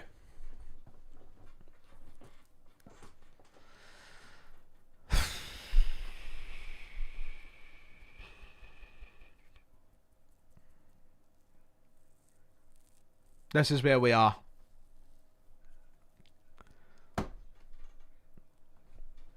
Alex Oxlade-Chamberlain, ladies and gentlemen. Alex Oxlade-Chamberlain.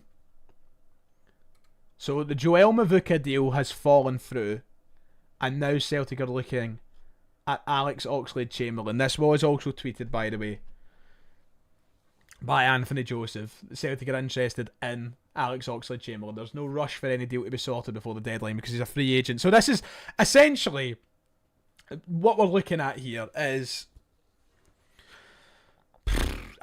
Celtic phoning Alex and going, are you up for it if we don't sign somebody? And then we're going to pretend to try and sign somebody between now and 11 o'clock, and tomorrow we are going to get the Kelechi Iheanacho treatment. We're going to get the Kelechi Iheanacho treatment. of a pity signing of Alex Oxlade-Chamberlain because we didn't do any other work. This is getting to the point of a wind-up. Thank you to Liam for becoming a supporter of the channel.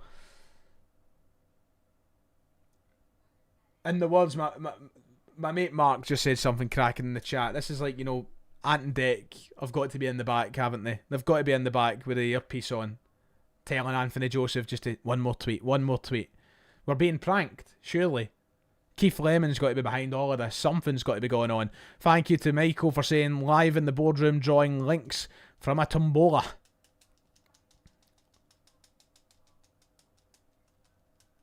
I am genuinely lost for words now. Canadian Celtic boy, how you doing, mate? We all on the whiskey now? We will be. I'm pretty sure I've got... Hold on, bear with me. Stay right there. I'm leaving the mic on. I'm pretty sure I have something up here. I might be wrong.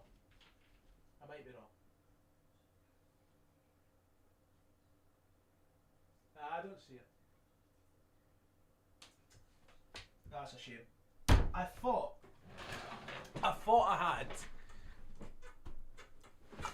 I had Buckfast up here somewhere. Don't ask why I have Buckfast in the loft, but I thought I did. But it's an absolute disaster in the storage unit, and I couldn't find any. It wasn't a shotgun, although that was tempting. So Rangers have so let's just make this perfectly clear. Rangers have apparently just bidded £5.5 million for a striker.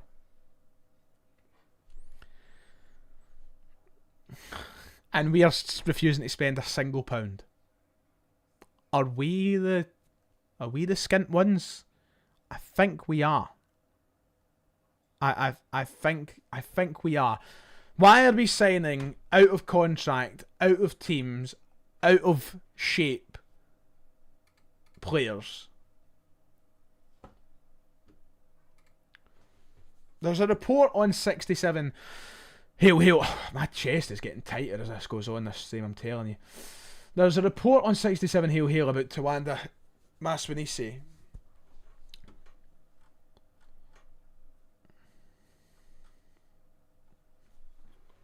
Doesn't look as though it's actually saying anything of significance.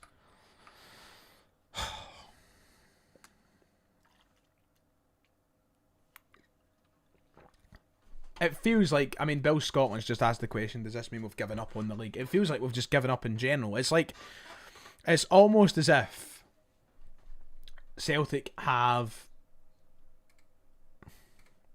It's almost as if Celtic have just given up. It's like we've been on life support and we've pulled the plug.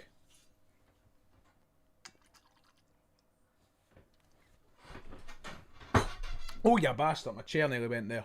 Imagine that live in stream I tipped backwards. So I feel like I'm going to have a heart attack on stream. And this is not something I pictured seeing tonight.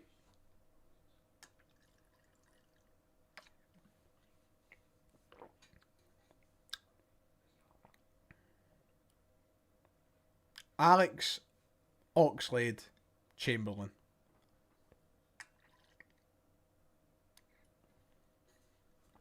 This is a calamity. By the way, we are ending this window with no money spent. And that alone is enough for full-scale riots at Celtic Park. You know that. I'm not trying to incite nothing. I don't want anything coming back to me. I don't want my season ticket revoked off me for trying to incite a riot. But that is enough for full-on fucking riots at the stadium. This is insanity. They expect us to rock up every week and spend money on windfall tickets and pies and fucking general match day tickets and season tickets and shirts and all these other things. Drinks, parking, whatever it might be. And they can't spend a single pound. There is teams in the Scottish lower leagues that have spent more money than Celtic Football Club have in this window. I am honestly starting to believe there's something bigger at play. I have been honestly I'm starting to believe that there's something bigger at play. Like, what is the possible excuses for this to happen? By the way, did anybody see this with the boxer up here that lost his hair while fighting? That was funny. Did anybody see that? Right there. This Jarrell Miller. His hair fell off. Did anybody see that? It was fucking hilarious. I just can't wrap my head around what's going on to justify the point in the window that we're at now. It's absolutely bizarre to me. Thank you to Boys in Green for the £5 saying, have this to try and keep your sanity. Oxlade-Chamberlain, genuinely pathetic, mate. Rangers spending $5 million while we get a 32-year-old free agent. Yeah. What excuse? Are we going to get a statement, or are they going to stay silent? At every single Celtic game, I swear to God, I mean this, we need to make them feel totally uncomfortable. Every aspect of their existence should feel fucking uncomfortable. I don't care what people says out of line or whatever. I can't believe that people were losing their rag at a boy shouting at Nicholson's face in Bologna. Fucking shouting wasn't enough. Honest to God, like, people backing the guy when him and his cronies had the cheek to sit in front of paying shareholders at a Celtic AGM and act like they were teachers in a classroom full of fucking snottery school lanes. And people were greeting about somebody shouting at Nicholson. He should be fucking hounded. And the rest of them should be hounded to the point where they don't feel comfortable rocking up to Celtic Park. It's as simple as that. It's a fucking disgrace. Thank you to Callum for the donation. I appreciate that. You're far too kind. Hi Ryan, it feels like the board are wanting a more competitive Scotland, whereas supporters, players and the manager want us to be the best we can be. And that's always been an element of things when we talk about these situations. People go, oh, maybe they are just wanting to maybe, satisfy the broadcasters, and then they don't know there's money at risk if things just get too... If Celtic run away with it a bit too much. It's just... I just don't get it. I just don't get it. I don't get it at all. Thank you though, Callum. I appreciate it. Thank you to Joe as well. Wee Joe there. Wee Joe. What's he up to? I'm waiting for him to get linked in a minute. Is he a free agent? Joe Allen's even still playing. I'm waiting for him to get linked in a minute. Thank you, Joe, anyway, for the donation, saying it's hilarious how predictable this is. I joked in the previous stream that we'd sign Alex Oxlade-Chamberlain. So typical for Celtic to just hop on Transfermarkt and look at the free agents. Yeah. As much fucking strategy as a child playing fucking pretend supermarket. We've got the wee plastic fucking till cash register out. And we're trying to pay clubs with plastic coins and paper notes. Fake paper notes, I should say. All notes are made of paper. I think the one thing we have to look at in a moment as well, and I'll bring it up after I run through these last couple of donations that we've received here. Jacob, thank you, saying, what does drinking olive oil do? I don't know, but I'm keen to find out. Thank you for the donation. Thank you, Adam, as well, saying you've raised more money than Celtic have spent. I need to check how you're doing, actually. I hope that it's going well. Thank you to Liam for upgrading to the 118 Club. Thanks, mate. Thank you to everybody who's donated so far tonight. We'll be live as long as we need to be. We'll be live as long as I need to be. We should probably have a look at Alex Oxlade-Chamberlain's injury record over the past few years, because he is somebody who has struggled with injuries his entire career. And I can't imagine that a guy out of contract training with Arsenal on the odd off day or whatever is probably at the peak of his fitness right now. Let me see. Alex Oxlade-Chamberlain. Transfermarkt. Let me flick over again. Change over to the monitor. Right. Where is the injury section again? Injury history. I mean, a very accomplished player, by all accounts. Premier League winner, Champions League winner, 4-time FA Cup winner. Like, at a point, you would have killed for somebody like Alex Oxlade-Chamberlain at Celtic. That is his injury record.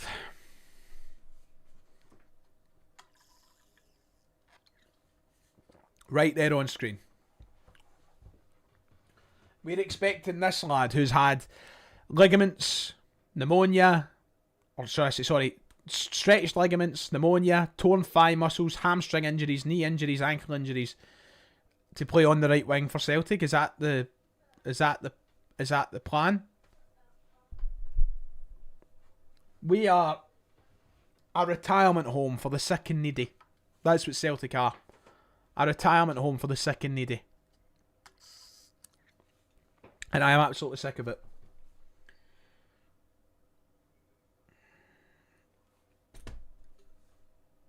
I'm so sick of it. How the fuck did they get pneumonia? That's what I want to know. It's like Gary Mackay-Steven trying to swim in the Kelvin.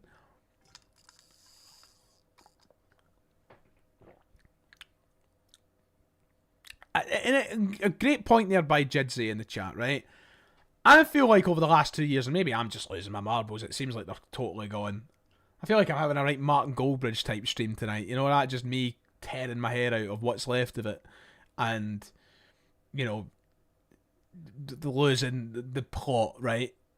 I'm actually just struggling to get my words out at this point. But, like, it does feel like there is a signing policy at the club now.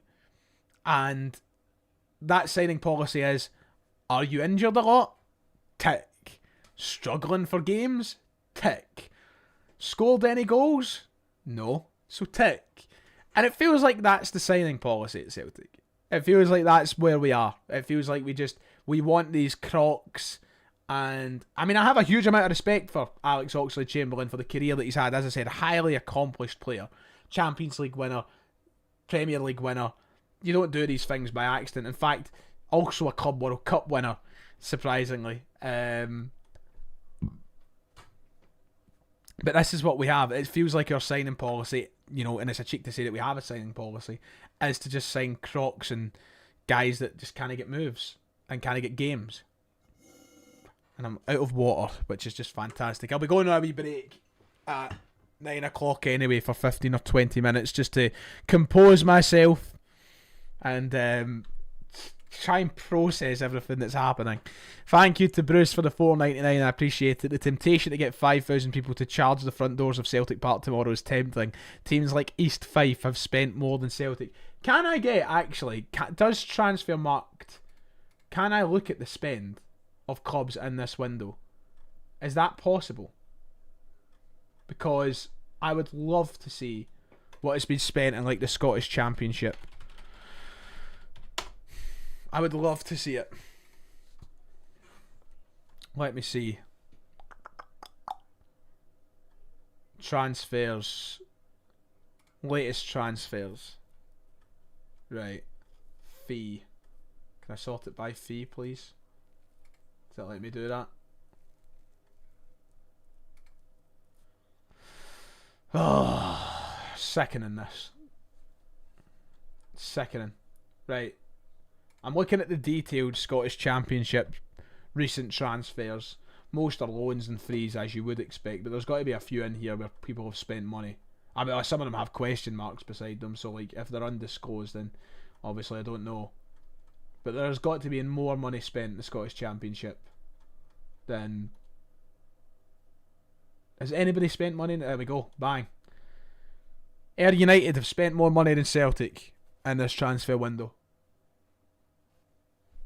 Congrats to Ayr United. St Johnstone. Or is that a move out? That's a move out, to be fair to them.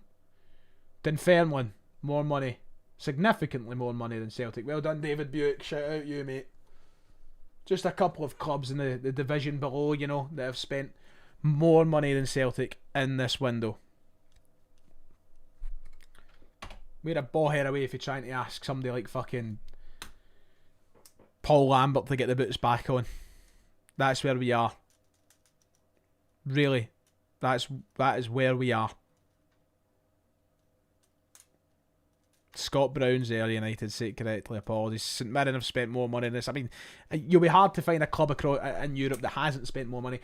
I mean, if you times the amount of money Rangers have spent more than this across these two transfer windows, you'd probably have a fright if you found that out. I'm refreshing Sky. Still, the latest story as of 21 minutes ago is that Celtic are interested in Alex Oxlade-Chamberlain, which is hilarious. Absolutely hilarious. Let's get some questions for 10 minutes before I take a brief break. I'll be keeping the stream on and active. I will be I will be back after a short 15-20 minute break. But for the next 10 minutes, let's run through some points in the chat. This is rock bottom. If I was Martin O'Neill, I'd walk tonight. I would walk tonight. I wouldn't be staying through this. I would be absolutely scunnered. And I am absolutely scunnered, obviously, but I'd be walking. Mvuka deal still on, according to the Sun.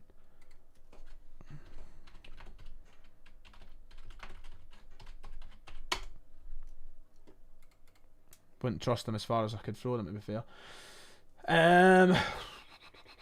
I don't see anything on the Sun's website. Not that I pride myself on being on the Sun's website, to be fair.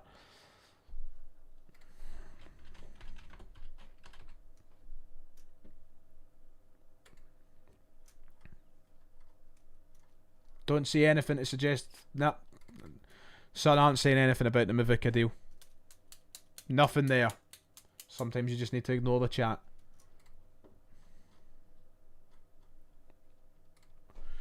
God, at least Perry Edwards might be coming to Celtic. Is Alex Oxlade-Chamberlain still spending his time making TikToks, actually? Is that what we're doing?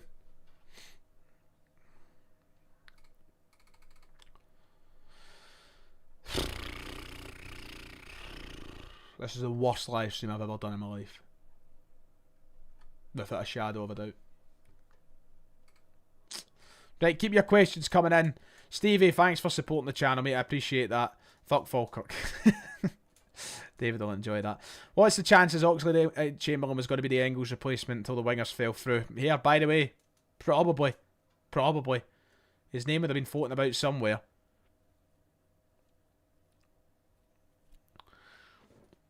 Well, Alex Oxlade-Chamberlain beat our Cantwell. There's a very good chance of it, actually. I would say there's a very good chance of it. Seeing Lingard's name floating about there.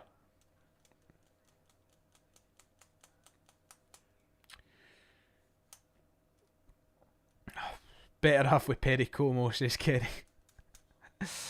Oh, God. Do you think St. Martin will come out and say it's not the board's fault? He won't want to upset his pal Dermot, and yes, I hope he walks. I'm very intrigued to see how this press conference goes tomorrow. I think it's going to be one of the bigger press conferences in recent Celtic memory, and I want brutal honesty from Martin O'Neill.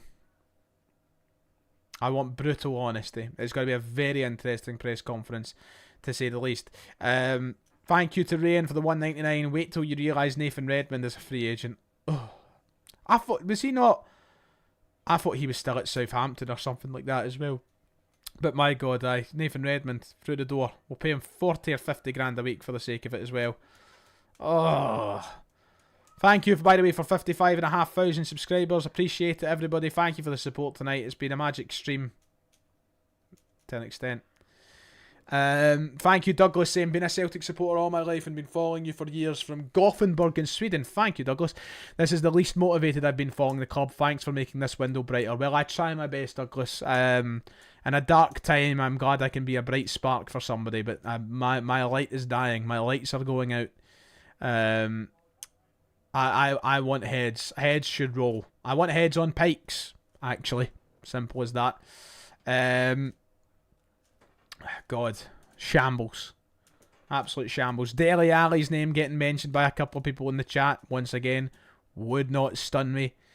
Get the 2010 tunes on. Yep, I might just come back for the second half of this stream, Thomas, and play fucking LMFAO and David Guetta for 2 hours straight.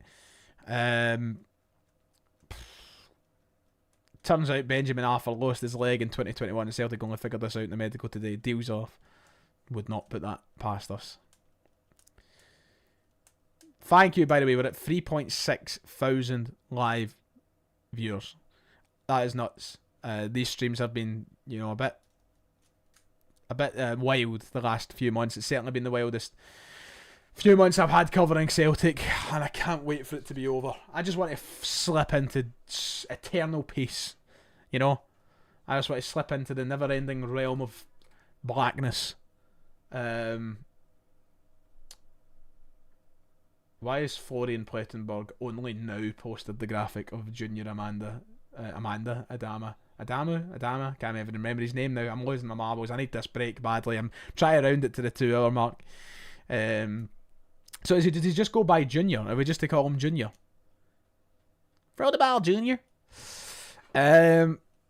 Thank you to Andrew for the $4.99. I appreciate it, mate. I think what we are seeing is trust completely lost. Not just supporters, but other clubs. They don't trust us to do proper business.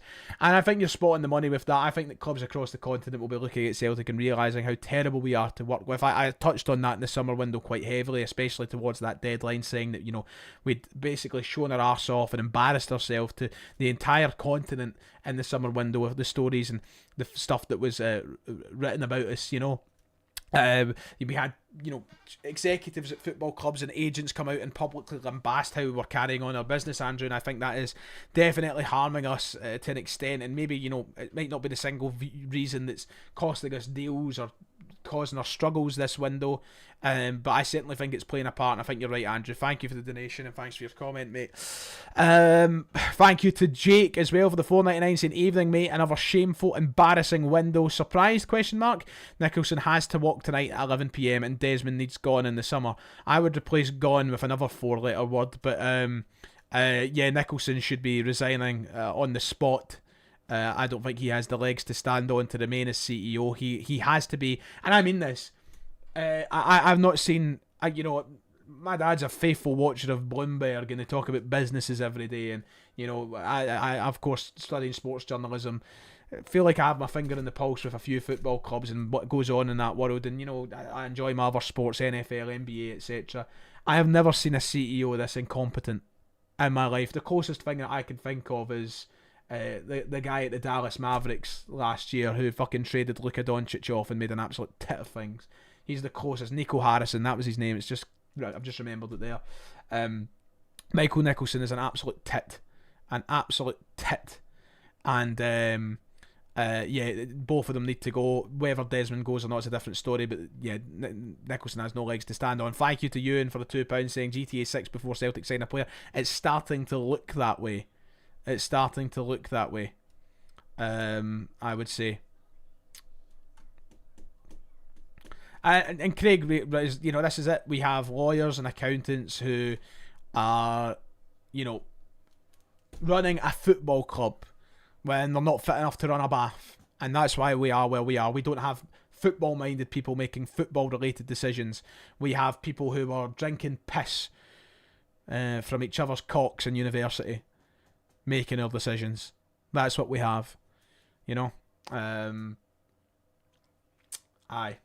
Wording on that was rather strange, wasn't it? Where else would you drink? Well, they weren't drinking it from mugs. They were drinking it direct from the source, is what I'm saying. And they're rugby clubs. Michael Nicholson's probably not played, 5 asides in his life. And he's sitting here making decisions at our football club. Apparently Nathan's asking me to check his Twitter. Check my Twitter recent. Nathan Green.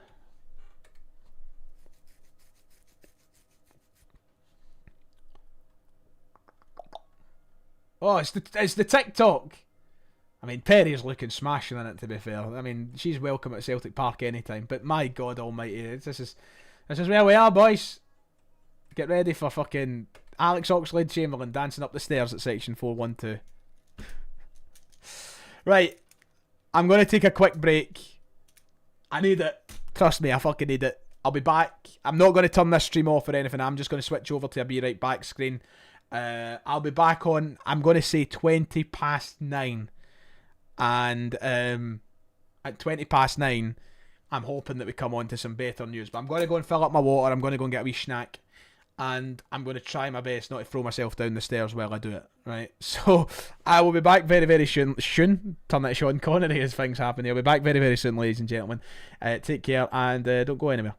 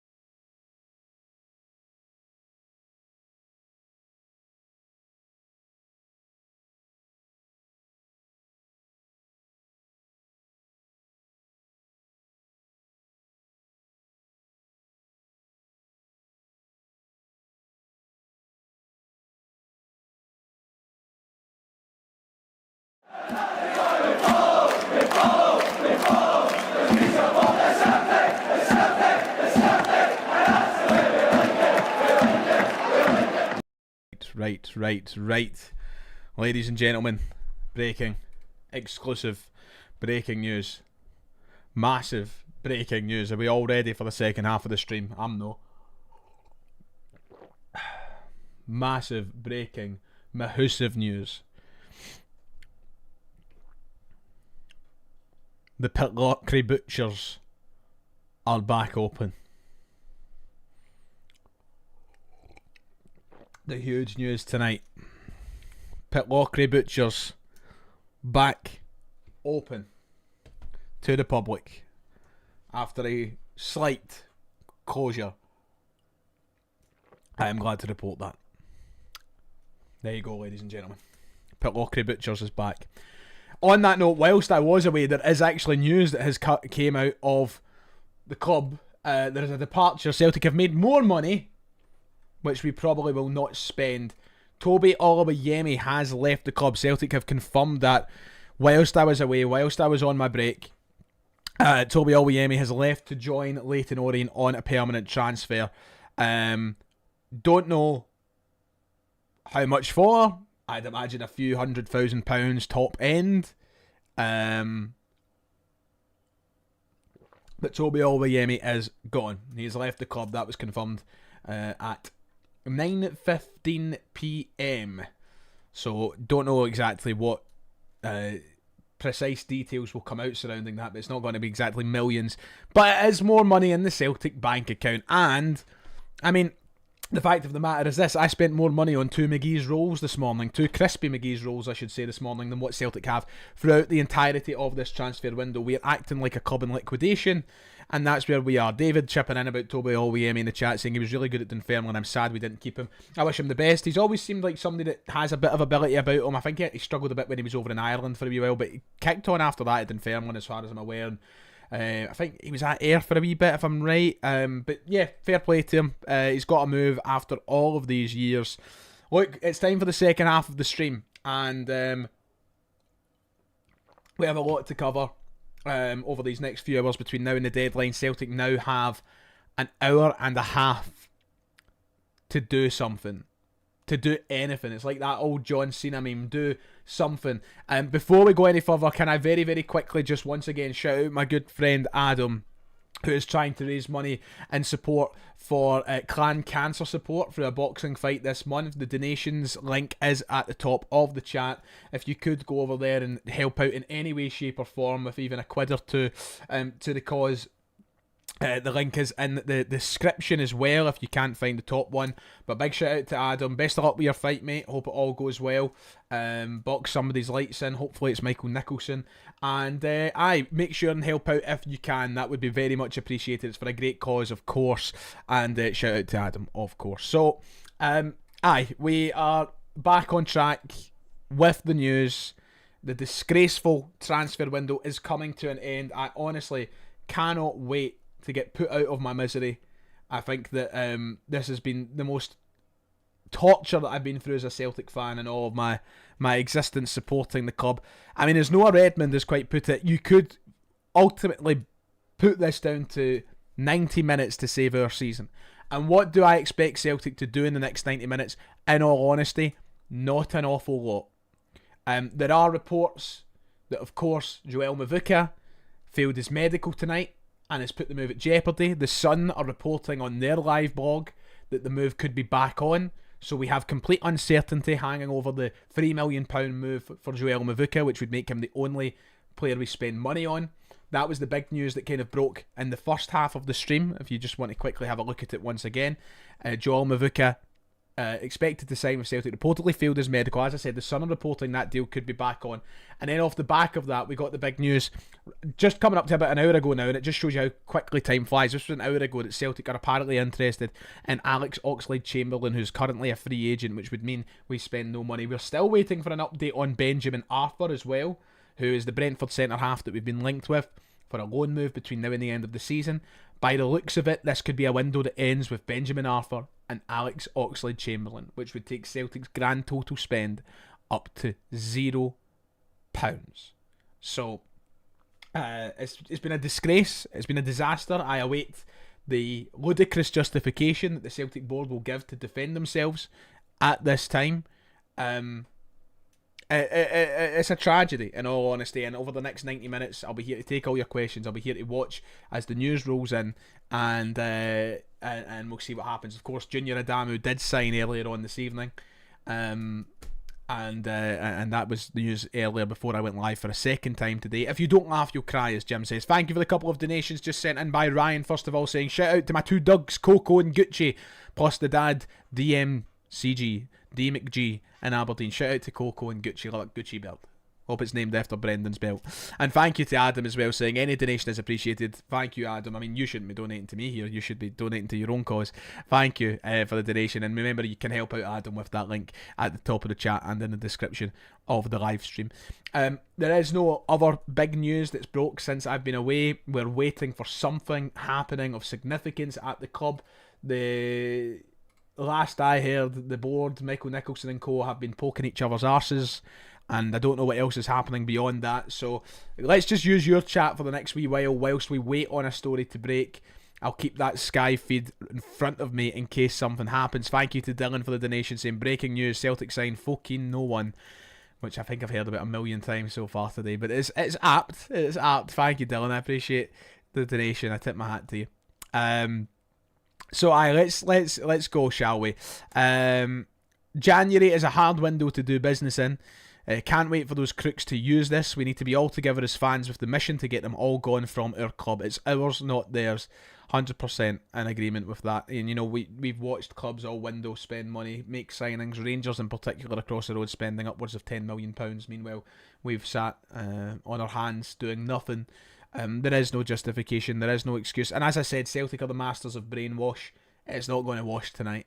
I think the failed medical for Mvuka and the very underwhelming centre half that we're bringing in, I don't think will be enough to brainwash any amount of the Celtic support. Of course, you will get the very fine, very small minority of bootlickers that you just cannot budge and can see no wrong in the people that run Celtic Football Club simply because they're associated with Celtic Football Club. But I think we're at a point where the brainwash won't actually work. And I'm glad it won't. I think that we all need to see the failings in plain sight of this board and how inept they actually are, because they're clearly, yeah. I'm out of superlatives, as I said earlier. Let's keep going. Where's Lee Harvey Oswald when you need him? I know we need him or Big Wilkes Booth, don't we? One of the two. They would be helpful in times like this. It wasn't Maswinesi at the Celtic car park. It was Didier Agat. I don't think okay. Is this the photo that Ricos posted on Twitter we're on about? I love how he still manages to fool people. I love how he still manages to do that. Simpson Pusey was 10 times better than this guy coming. I agree. I mean, this boy coming in has free game. Who knows? He might be good. I mean, you can't sit there and pretend that it looks promising. A guy that's played 3 senior games in his career. We had Jemai Simpson-Pusey, who was at least playing in Champions League football with Manchester City and highly rated by Pep Guardiola, and now is apparently doing semi-well in the German Bundesliga. And now we're bringing in a boy that's played the FA Cup and the English League Cup, and that's about it. So, yeah. Bazooka, that Mvuka. Used that one yesterday, I enjoy that. It's very, very catchy, actually. If Mvuka ends up signing, that is, you know, we're still waiting on an update on that to see if anything comes of the whole situation. But we're spiralling out of control here, simply put. Still, Motherwell apparently still interested in trying to sign Stephen Welsh in this transfer window. Whether or not that happens or no, probably remains to be seen, depending on what happens with the whole situation regarding Benjamin Arthur. So as I said, there's still potential for a couple of players to still leave the club. Toby Awoniyi being the most recent to leave. But 90 minutes to save our season. I'm more concerned about the incomings and the outgoings at this point, to be quite honest with you. Thank you, John. Nice to see you from all the way in Oz. This must be the most depressing podcast ever. Apathy levels at an all-time low. Except we are winning nothing this season. Boycotts, they need to be humiliated at home. I agree with every single point you've made, and I do apologise for, you know, the tone of the podcasting being in that sort of more depressive state of mind. But I've said this a million times. If Celtic give me something to be excited about and something to be positive about, then I'll be on here positive as anything. I'm sadly not getting that, so I can't put on a brave face and pretend that things are all right, because they're they're not all right, you know. I'm just starting to feel so deflated around everything to do with the club. I feel for Martin O'Neill. Poor man actually came back thinking they would let him spend, and they're just getting loans and the scruffs. Yeah, I would, as I said, I think tomorrow's press conference will be very telling as to what Martin O'Neill really thinks. I don't want Martin O'Neill to cushion things, lie about things, or speak in a positive manner just for the sake of it. I want him to be brutally honest in his assessment of what's happened here. I want him to tell us how he really feels. And of course, you can only expect that to a certain extent, but you know, I just want something. Mortal saying in the chat that the BBC are reporting that the Mvuka deal is back on. That would be huge news if it's the case. If I can go to Twitter just now and see if I see anything else saying, if I can see that myself. BBC Sport. I'm assuming it would be on BBC Sport Scotland's Twitter account. I don't see anything. If you're winding me up, Mortal, of all people, I will be severely disappointed. But I'm not seeing anything myself yet. The only thing that I have seen is the Sun's article or live blog suggesting that the deal is still on.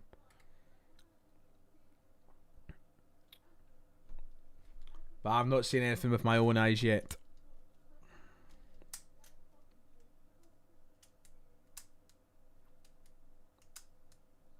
Thanks, Mortal. If this is a troll or something, I'll kill you. Aha, there we go. Thank you, mate. Well, this was this a little bit before I came back. 9:10 to be precise. They are backing what the Sun have reported, but well, there you go. This isn't them exactly reporting that they've taken this from the Sun. There are some reports online suggesting that they're. Oh, there we go. I'm hearing that the deal may not necessarily be dead. More to follow in the next couple of hours as we edge towards the 11 PM cut-off. So I think it's just kind of in the air right now. Sums up Celtic. Wasn't totally convinced by the signing in the first place. Certainly not convinced any further now, knowing that there is a heart problem at play. But you know, we are at slim pickings at this point, and it's like, well, we need a right winger, we need somebody. So not exactly thrilled with the quality of this one, but we'll see what happens. I often have pondered this last month as to what will happen when we do have a permanent manager and what their assessment of this squad will be. Are we going to be back at square one in the summer, where we're looking at you know, the likes of another right winger and positions that we tried to improve and failed to improve upon in this window? Are we just going to be running in circles? Like, we're already going to be scrapping to try and play catch up with Hearts for the remainder of this season. Are we going to be playing catch up to teams making signings again in the summer? You know, I can't help but think that, and yeah, I guess only the summer can answer that question when that comes along. But yeah, that there is reports that the deal could be back on. I really would enjoy some form of extensive update rather than murmurs and suggestions, but we have nothing as of yet, and we have less than an hour and a half to go. Thank you to Anthony for becoming a supporter of the channel. I appreciate that. Welcome, mate. Megan, thank you for the £5. I appreciate it. Saying, I like the idea of Chamberlain. It has Aaron Moy vibes to it. Both are injury prone, but add much needed experience to a young and experienced squad. I think the thing with Oxlade-Chamberlain for me is, right, if this happened in the summer, this is my opinion of it. I've just opened Discord by accident. I hope I've not ended my stream. My opinion of the Oxlade-Chamberlain thing is that if in the summer we picked up Oxlade-Chamberlain when we were in a decent place and we have a good squad surrounding it, I'd be on board with it. I'd be like, I don't think we need it, but you know, I'm not going to be angry about it. But the thing is the fact that we're obviously scrambling now and we've went down this direction of hopelessness to Alex Oxlade-Chamberlain's door. And it's the, once again, as I said this earlier about, you know, people saying, oh, you're moaning about this, you're moaning about that, you're moaning about it, you know, saying we can't sell Engels. It's the circumstances that surround it that make things difficult, I think. Alex Oxlade-Chamberlain would hopefully add experience, get that, absolutely. But he was not somebody that I think any of us would have considered before this point in the transfer window. But hey, listen, if he can, you know, he's an experienced guy, clearly a talented guy. If he's in shape and he's training well, maybe offer something, but we are at the point now of just being like accepting what we can get, which is frustrating. But I appreciate the donation, Megan. Thank you very much. Do we really expect the board to spend the required money for a rebuild in the summer if they refuse to spend it now? The only sort of explanation that you can possibly give is that they will have a permanent manager in place in the summer and they should be backing him then, and surely you've got to advertise the post by saying that, you know, you'll get money to spend. Otherwise it becomes a pretty unattractive proposition to be Celtic manager heading into next season. But it's, I said this in the stream earlier, I done an afternoon stream, we were live for 2 hours looking at the news then, and I said, you know, I think that you should be aiming to improve the squad now, and I don't understand why we're not doing it properly. So, yeah, just frustrating. Why do we always neglect talent in our league? Is it arrogance? Asked Jake. Maybe. Just to clarify, it hasn't been 18 months. I'm saying Titan, it's not 18 months since Alex Oxlade-Chamberlain last played. He played in May, which wasn't 18 months ago. It's not great reading either. I mean, it was, what, coming up a year ago nearly, but it wasn't 18 months ago. The SPL situation and signing players from our league, I don't know if it's arrogance per se or if it's just a lack of faith. I think there's been much better players that we've let go in the past. I wouldn't put Maspanisi in the same bracket as, you know, like a John McGinn, for example. But it certainly still makes you ask the question, why do we keep doing this? Is it like, have the Celtic board got a thing against, you know, giving money to other clubs in the division, even if they're not a legitimate title threat? You know, I don't know. It's just one of those situations where I do wonder, but I don't think unless you speak to anybody at the club will have the actual answers for it. Maybe it's not, people at the club just don't fancy signing this certain player, but it just doesn't make an awful lot of sense to me. Thank you to all the messages come in just now. Ryan, what are you saying? WhatsApp rumours saying we are signing. I'm not reading that out. Christian Eriksen is at Wolfsburg. I'll talk about Christian Eriksen. Are the kiosks in the upper stands less inferior to the kiosks in the lower stands? I haven't had something from the lower stands in years, so I could not possibly comment. I've been in 412 for the past 10 years, so I think I've had something from the lower stands the odd time at a women's game and a reserve game, but I could not honestly give you a comparison, to be quite honest. So at the point we've arrived to in the stream now, there's just nothing happening, man. I'm refreshing every possible thing. I'm refreshing Twitter, refreshing the Sky News feed, refreshing Celtic News Now, and there's just nothing happening. It's 20 to 10. We have an hour and 20 minutes to go. I should actually be having a counter on screen now for how long is left of the window, but I think we can all tell the time. We're all grown, and we should all be able to tell the time. So, but still, it's just... The news I really want tonight is Michael Nicholson resigning. On the spot. Everything I said in the first... I've kind of chilled out a little bit during my break. I had my cup of tea. I had a Kit Kat. Have a break. Have a Kit Kat. I've kind of mellowed out a little bit. But everything I said I stand by in the first half. I still think he's one of the worst businessmen that has ever walked the face of the earth, to be quite honest.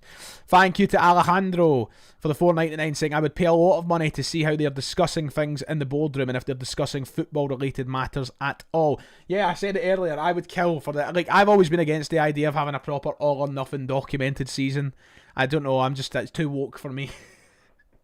Love using that word ironically, but you know, it's never been my, you know, I wouldn't mind it, I wouldn't cry about it, but it's not been for me. But I would love there to be cameras in there right now because I want to see what these fucking clowns are doing.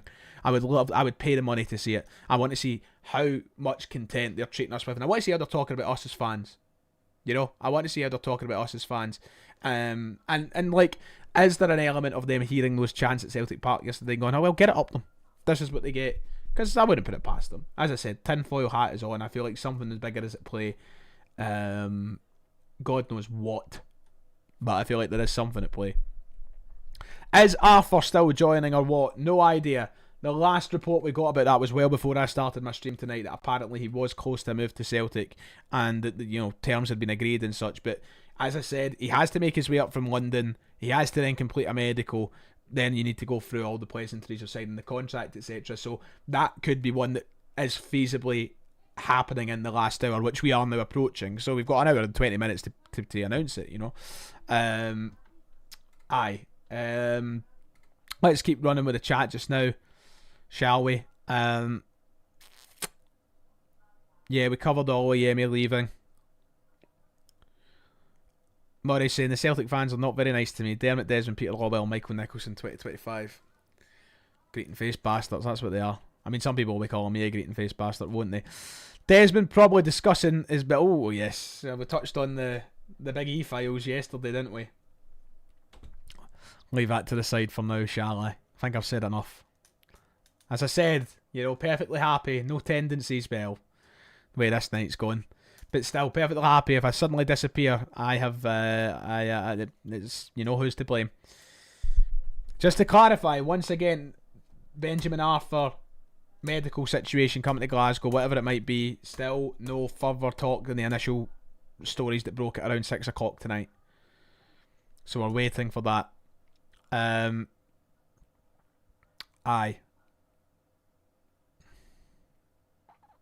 I've spoke about Engels to death, Nick. You would be right in assuming so.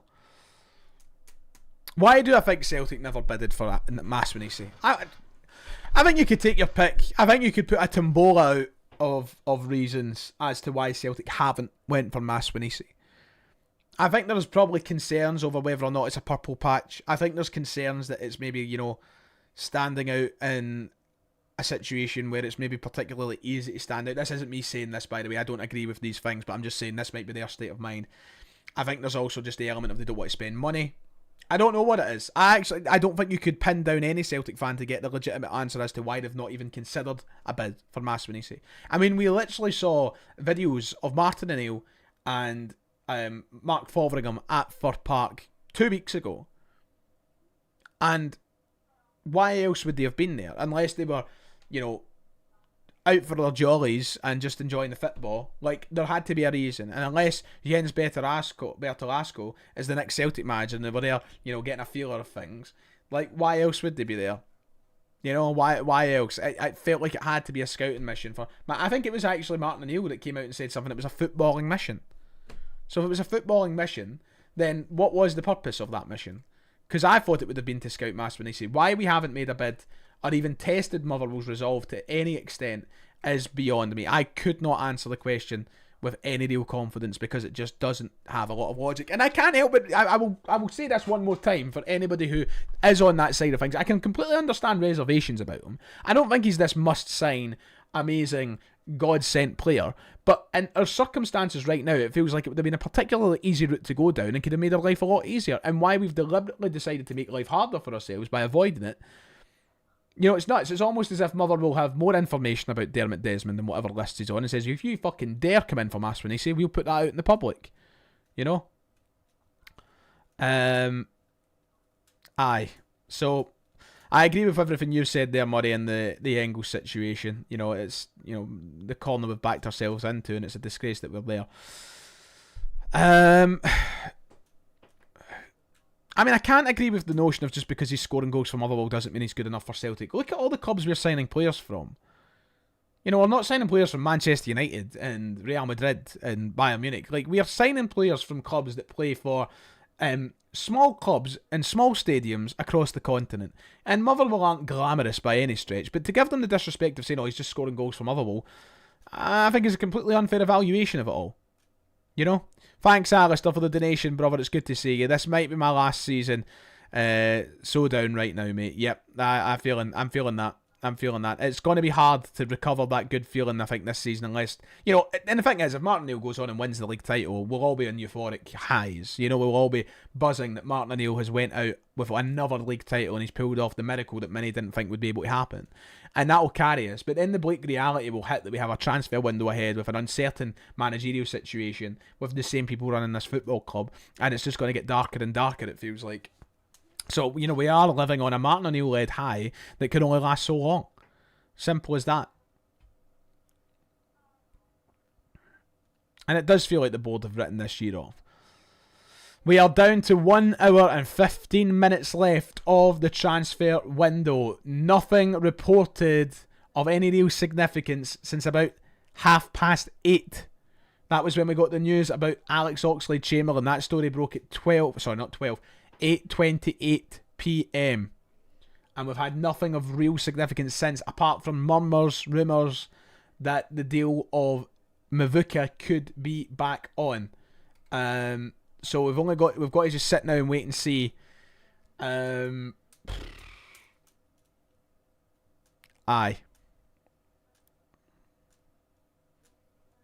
And I agree with that, Jack. Absolutely. If Maswinisi was playing in the Belgian second division doing this, we'd probably be all over it. You know, like this is, once again, I'll come back to, you know, talking about Motherwell a minute ago and saying, oh, he's playing for Motherwell and isn't ready for the great Glasgow Celtic. I think one of the comments I saw was, so a boy that scored 10 goals for Frosinone in the Italian second division was suddenly worth £6 million? Doesn't make an awful lot of sense, to be quite honest. Sorry about the house phone and such going in here. Yes, we still have a house phone. Get over it. I have all parents, you know. Who will Desmond blame now? Wilfred Nancy. Thank you to Yvonne for the £2. I'm still guessing that it's Yvonne. Even though I might be wrong. How much would I sell Engels for in the summer? We're not going to get the same desperateness that Nottingham Forest acted with today, which means I don't think we'll get anything worth £25 million. But I think you've got to consider this. If he has a good campaign from here till May, gets called up for Belgium, and even slightly impresses at the World Cup, there's no reason why Celtic can't still be looking at fees in the region of around £20 million. Simple as that. So, I don't know. It's not worth discussion right now. He's here until the end of the season. And that's that. We'll talk about that in the summer, but there's no point in really talking about it too much right now.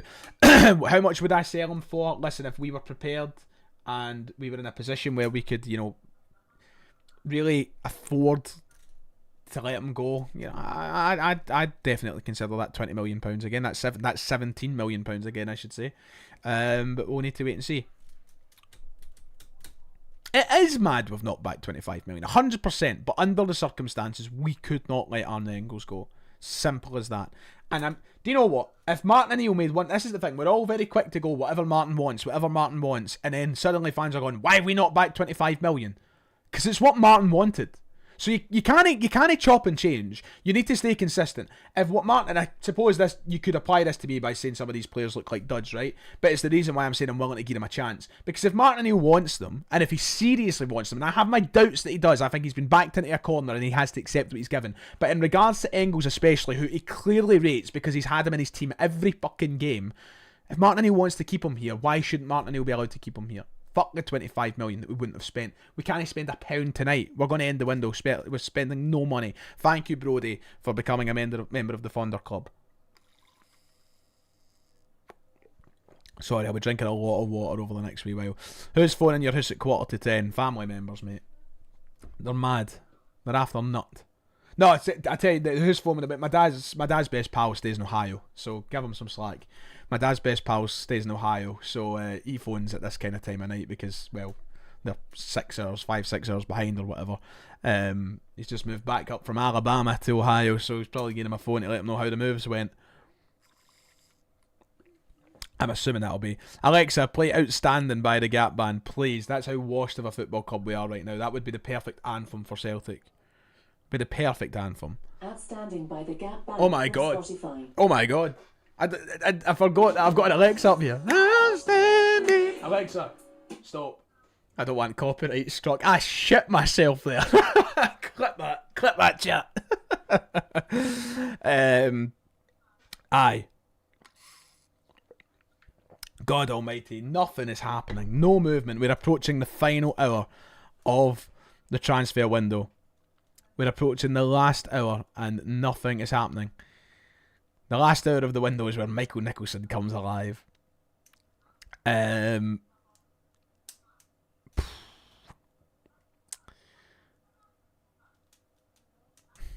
Keep your questions coming in. As I said, we will be live until the deadline, unless I get definitive information through from a well-established and trusted journalist that that nothing will be happening at Celtic.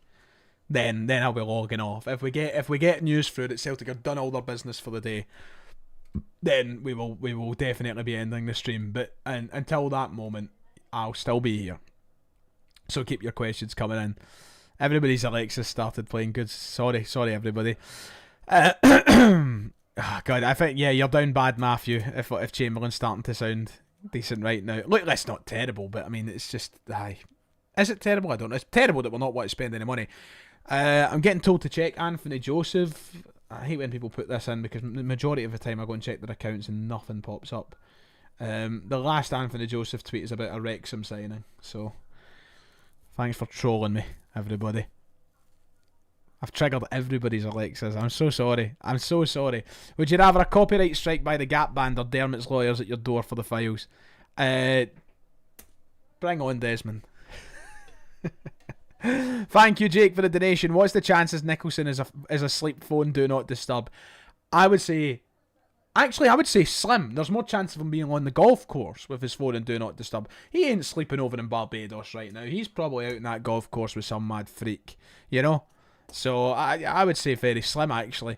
Thank you to Antifa Stark, for becoming a supporter of the channel. Appreciate it, mate. Welcome to the club. Somebody saying that Alex Oxlade-Chamberlain would be our Aaron Ramsey. Oof, that's damning.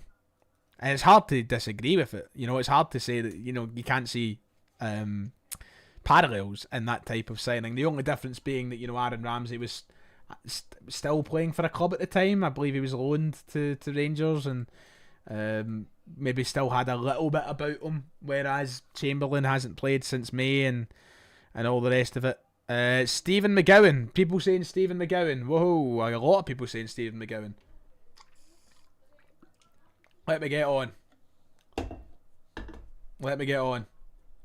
Aberdeen have sold Leighton Clarkson.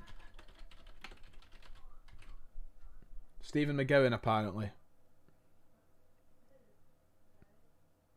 Right, okay, there is a Stephen McGowan update. I bet it's behind a paywall, though. No, it's not. It's not behind a paywall. Right, we have a big article. We have something. We have something live to turn to. God, see when somebody says it is behind a fucking paywall. Celtic are set to... There we go. Joel Mvuka is set to sign on loan. Apparently he's coming in. But only on loan now. So no money spent. So this... what do you think, Matt? One part of me says, you know what, he's coming in, we're getting a right winger, cool. But the other part of me goes, we've not spent a penny. Celtic are set to complete a loan agreement for Norwegian winger Joel Mvuka until the end of the season and Benjamin Arthur before the transfer window closes at 11 p.m. What a fucking disgrace. A fucking disgrace. This is an absolute tragic state of affairs to be in.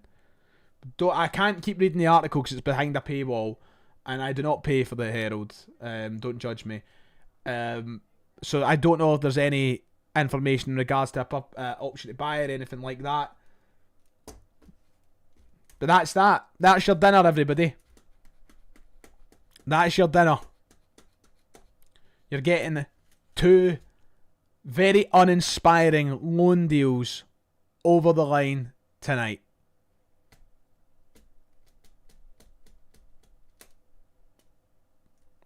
Two very uninspiring. Benjamin Arthur, a guy that has 3 professional games to his name and will be relied upon should Liam Scales or Austin Trusty suddenly be struck by injury. And Joel Mvuka, a guy with heart problems who were meant to sign for £3 million, who has 13 or 14 career goals to his name. That's you. That's your dinner, ladies and gentlemen. That's what Celtic will be doing tonight, and I would be stunned if there's anything else on top of that. Joel Mvuka and Benjamin Arthur.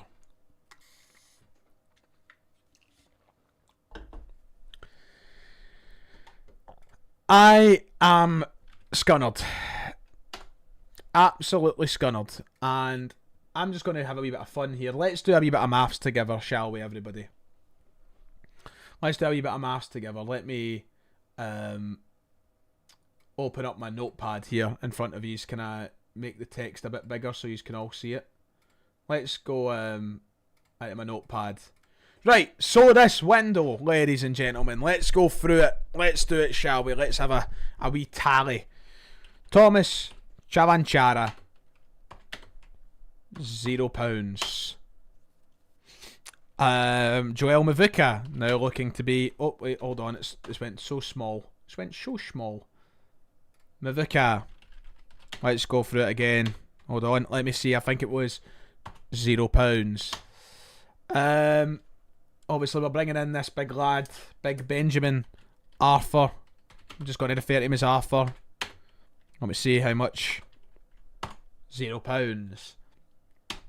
Oh, I forgot the H in his name. Junior striker that came in today, £0. And finally, a highlight of the window, Julian Araujo, £0. Let me put a dash in to keep it consistent there. £0. There you go. So if we do the maths, I'll just go down a few bit here. Let's do it. Let's get the addition out. I failed higher maths, by the way, so pardon me if I get this one wrong. 0 plus 0 plus 0 plus 0 plus 0 equals £0.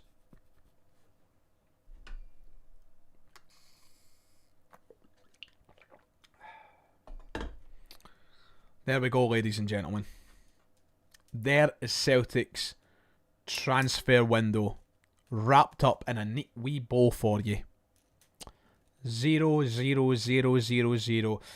We know that there's an obligation to buy on Junior. Let's put him in.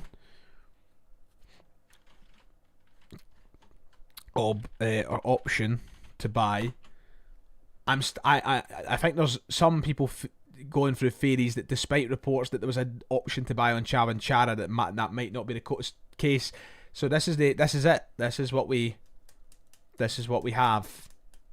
Oh, sorry, I forgot. Sorry, my bad. This is completely on me. I forgot. Sorry. 0 pence as well.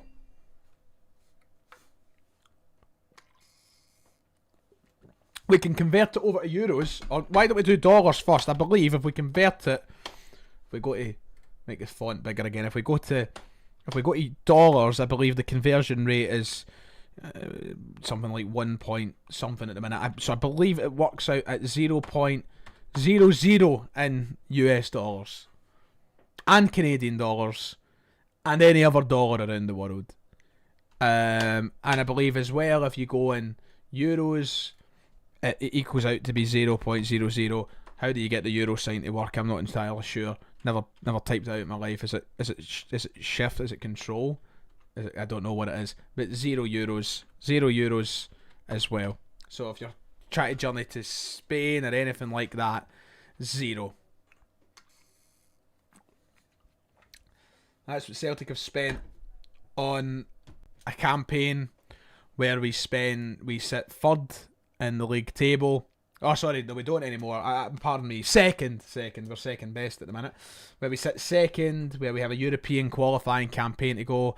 People asking about, yen and naira and, all these different currencies. Yeah, I think we all know what it works out to be. Lira, 0. All of this, 0. And if there's the last minute signing, let's not forget, we might pull out the bag, everybody. We might pull out the bag, because if we sign Oxlade-Chamberlain, right? If we sign him, or should we call him the Ox, we will be signing him for a grand total of, and I forgot to give them their credit for this one, 0. So, there you go. How much is that in precious metals? There you go. So, That's the Celtic transfer window in summary, it seems. An absolute farce of the highest order. Joel Mvuka, the deal has been renegotiated. They've clearly picked up on these concerns and they've changed it to a loan or whatever. I'm tin hat on. I think that's deliberate, man. I think they knew fine well, so they had an excuse. And like all these people, and I get it. I understand to an extent the whole Martin O'Neill's only here to the end of the season. Why would we spend money now? Martin O'Neill still has a league title to win. And only a couple of them, to me, seem like players who are actually going to aid us in our quest for a league title. 3 of them at least don't. So, this is where we are. And I'm absolutely devastated. Ladies and gentlemen, we have entered the last hour of the transfer window. It is 10 p.m. It's actually now 10:01. 59 minutes remain in the transfer window for Celtic to complete business and get deals over the line. It's an absolute catastrophe. An absolute catastrophe. Loan after loan. Excuse after excuse. Parasites. Fucking parasites. I am just a bit sick, really. Just a bit sick. Thanks, Gary. I appreciate that. Is it being reported that Mvuka's a loan to buy? I'm looking for more details. As I said, I couldn't fully click on the Herald article because I don't pay for the Herald. So I'll try and get full details to give you, and we can go with that. But I'm not going to confirm anything right now before I see it myself with my own eyes. But we know he's coming in on loan anyway. The thing is, I mean, unless any of these players blow us away, we're not going to exercise the options to buy anyway. Clearly, we don't want to spend money. And we don't, and these are players that we clearly don't want that much. If we wanted them that much, we would have got them, ages ago in the window, and we would have got them whilst spending money on them because we actually wanted them. So it is a loan to buy, apparently. I'll trust you on that, Ryan. But if we wanted them that, but I'd be stunned if we exercise any of these options to buy. I would be stunned. These options to buy really mean nothing right now, unless they both. I mean, I know I might say, duh, that's why they're in there, but I think it's just an excuse to say that we're thinking about it. We need to hear reports on like financial fair play or something, Thank you to the Gong Bong Dave 87 for the €2 saying Celtic singing. FCU dominated the park last week. Thank you for the donation. I appreciate that. Celtic signing nobody at this rate. Engels did not go, for anybody asking the question. I seen somebody popping up in the chat with it there. Did not even offer a biscuit from the... I said it on the podcast the other day. We for years have used this phrase of biscuit tin and stuff like that, but biscuit tin can't even be applied to this transfer window. We didn't even open the biscuit tin. We didn't even give it a go. No biscuits on offer this time round. In the final hour of the transfer window, be ready for disappointment. If you're the optimist, if you have an optimist in you, fair enough. Fair enough, everybody. But I am feeling down about this window. It's not a good time to ask if you prefer bobbins or custard creams. I actually love both, and I feel like I love both equally. But if I had a gun to my head and I had to pick one, I'd probably pick bobbins. Bobbins. I'd probably pick them. That is a good time to ask. I'd rather talk about that than Celtic, to be quite honest. So we're waiting on these official announcements, which, of course, there is caveats to this kind of deadline and the situation surrounding deadlines, because you can technically announce signings after the deadline, as long as I think it's something to do with paperwork. Like, we could announce these signings at like 11:30, 12 o'clock, whatever it might be. We can technically do that. It's just a case of making sure we have the formalities finished and I'm assuming that Celtic will have those formalities finished. Otherwise, we wouldn't be seeing the reports that we've seen from Stephen McGowan tonight. Thank you to Mortal saying should have kept Nancy. Him and Tisdale had a plan. I think Tisdale's only plan was what hat he was wearing to his next public appearance, to be quite honest. Very unpopular donation from Mortal there. I'm sure that'll get everybody talking about trying to keep Nancy. Aye. He did fail his medical when trying to go to Lorient a few years ago, Gaffney. We covered that earlier on in the stream. Do you think Chamberlain will happen now? I'd be stunned now. I mean, the thing is, Chamberlain hasn't been a winger in years, so maybe they are still interested, because we did hear that a centre mid, through this window, we were linked with, a couple of central midfielders, Scandinavian midfielders in particular, and of course Nico Segur's name popped up. So it does seem like Celtic have been looking at centre mids at a time. Who knows? Maybe Oxlade-Chamberlain is still being eyed up, but I don't think he'd have any European bearing. It would be purely for league football, and that's that. I would be surprised if he comes in now, but I wouldn't completely rule it out, to be honest. Doug, it's good to see you, mate. How are you? Saying, what do I make of Martindale stepping down and moving to Sporting Director? Something I had to change. Not sure the fans are too happy. I thought it was bizarre. First time I've seen a manager get sacked but almost promoted in the same vein. It was weird. I don't know what to make of it. I just thought it was very, very Livingston, I would say. People using that O'Neill won't be here beyond the summer as an excuse is poor, because now when the new manager comes in, the only contracted strikers next season are Kenny and Shin. That's exactly what I've been saying. If I was a manager, if I was a, I'm not saying it's going to be Kieran McKenna, I'm just using his name as the example. But if I was if a Kieran McKenna in this world or anything like that, I would be looking at a Celtic squad that looks like this right now and going, don't really fancy inheriting that, shit heap. Whereas we could have made some quality additions in this window and improved the squad and given a new manager a better, squad to inherit. But we've decided not to bother doing that. So, questions all round for me.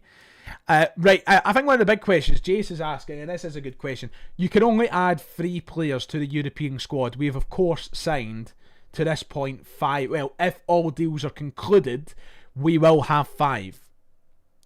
Also, we are at over 3.4k live viewers. That is insane. Thank you, everybody. I was going to save this for the close of the stream, but I may as well mention this now. Look, for all the negatives that there's been in this window, I do need to say a massive thank you to everybody who has watched the channel through the month of January and, of course, in these opening days of February, because you have made this by far the most successful month on the channel I have ever had. I think by a country mile. We amassed over 930,000 views across January alone, and by the end of today, in the first 2 days of February, if you go from January 1st to February 2nd, I think we're probably up at that million view mark.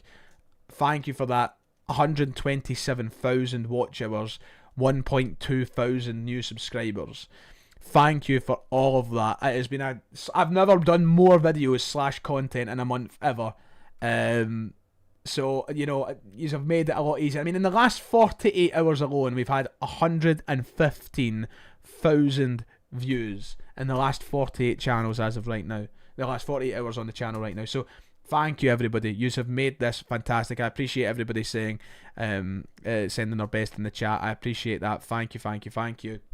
Yous are the best, and it's the reason that, yous are the reason we're the most subscribed to Celtic fan channel on the platform. As I said, as of next week, I think I've got a start date. I think as of next Wednesday, the streaming will be a little bit overhauled. There'll be new graphics, there'll be the ability to bring super chats back up on screen and stuff like that. So you guys make that possible. I appreciate yous all. Yous are the best. I mean, it's a one-man show here. It's a one-man show. There's nobody else. You could very easily get fed up of hearing my fucking voice. And for some reason, a lot of yous don't. A lot of yous do, and a lot of yous have pissed off in recent times, and I don't blame yous. But a lot of yous have stuck by the channel, and I appreciate that. I appreciate that very dearly, so thank you for that. And I appreciate all the kind words that I'm seeing in the chat right now. Alistair, Christian, Mark, the lot of yous, thank you. Channel members alike and non-channel members, thank you, everybody. On that note, let's go back to the point, the question that was at hand. 3 players that I would be registering for this Champions League squad. I think that Thomas Chalanchara is a cert. I honestly think that Julian Araujo has to be in there going off recent form. I think they're 2 certs. And honestly, it's hard. That third place could be any of them. It could be any of them. It could be the winger, because we don't have great wing depth. It could be the centre half in case Trusty or Scales get injured. I guess a lot of people will look at it from a point of view of, well, if we get beat off Stuttgart anyway, it won't really matter. But I don't know who the third spot goes to, but I really do think that Araujo and Chamanchara are going to get 2 of the 3. But there's 5 players reportedly coming in. I have a feeling that it'll be... I actually have a feeling it's going to be Junior and the 2 that I've mentioned. I think it'll be them. Junior, Adamu, and the other 2. And I know people will go, well, what was the point in the winger and all that? Well, you know, you're just hoping that Yang can hold down the fort. And Martin O'Neill mentioned European history and the welcome to Junior Adamu. So I don't know. I think it's too hard to predict what the 3 he's actually going to go with. But I think 2 are going to be Araujo and Chamanchara. A couple of donations to run through very quickly. Thank you, everybody. Appreciate them. Wilfred Nancy won with the 5 Aussie dollars saying, in the January transfer window 2003, we only signed 2 players for $0.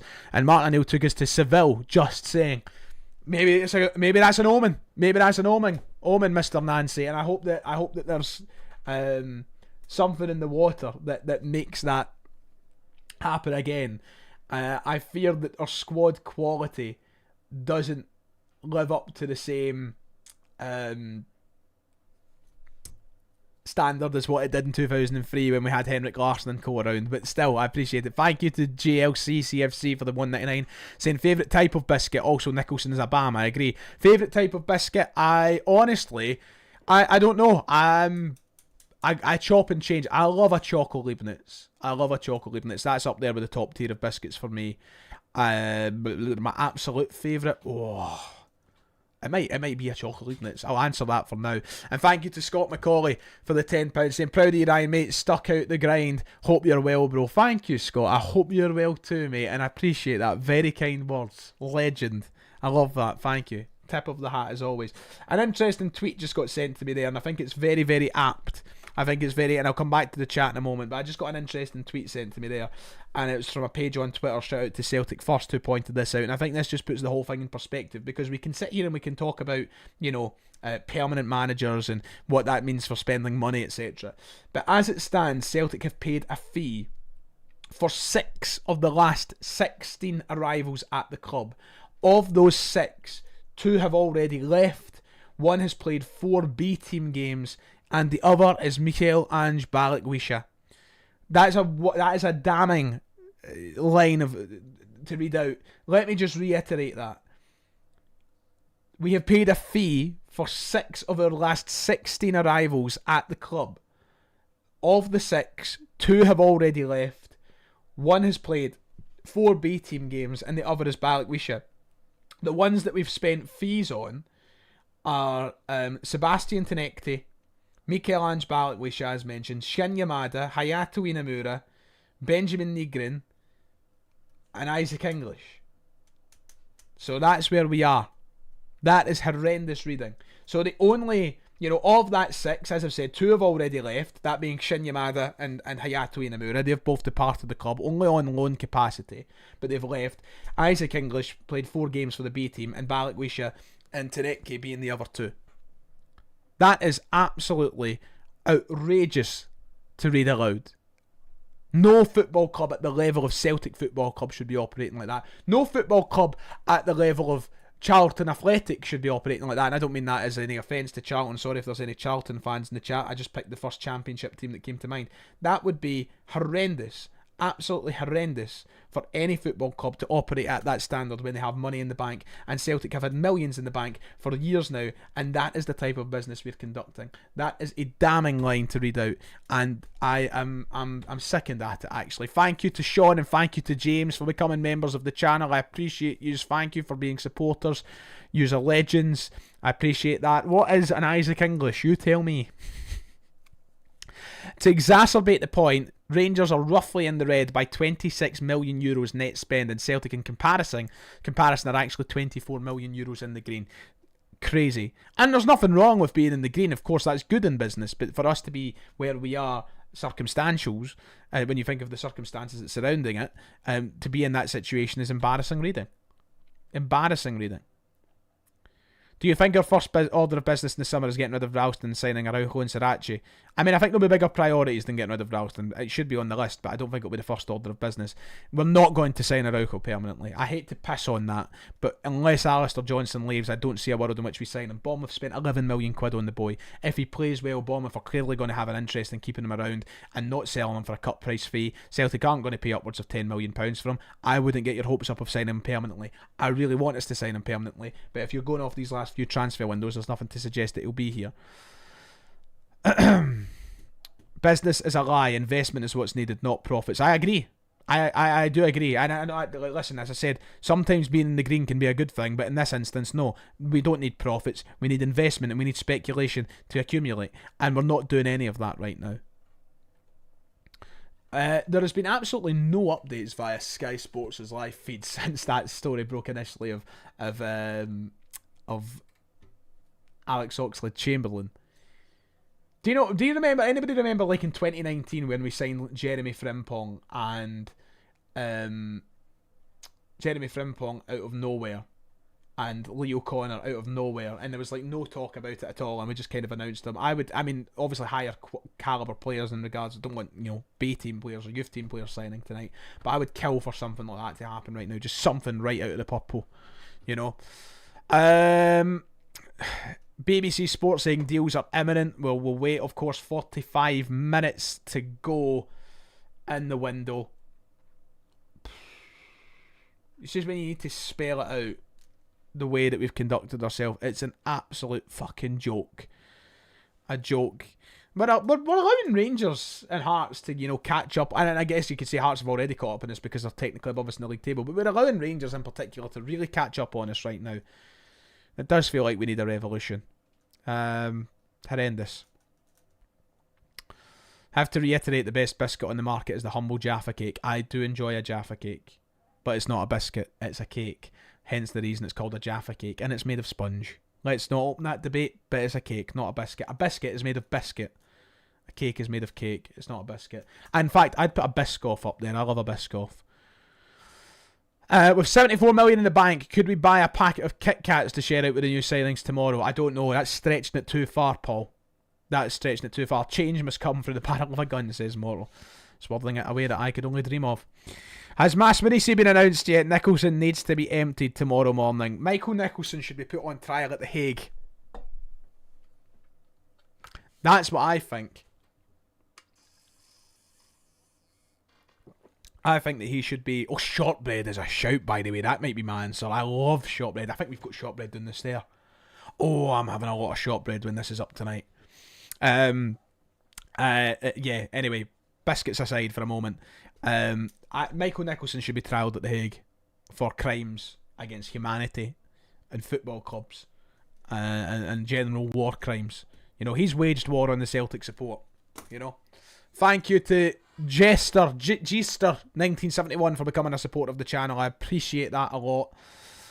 Chairman Mao Zedong said, political change must come through the barrel of a gun. We're getting play the wee song.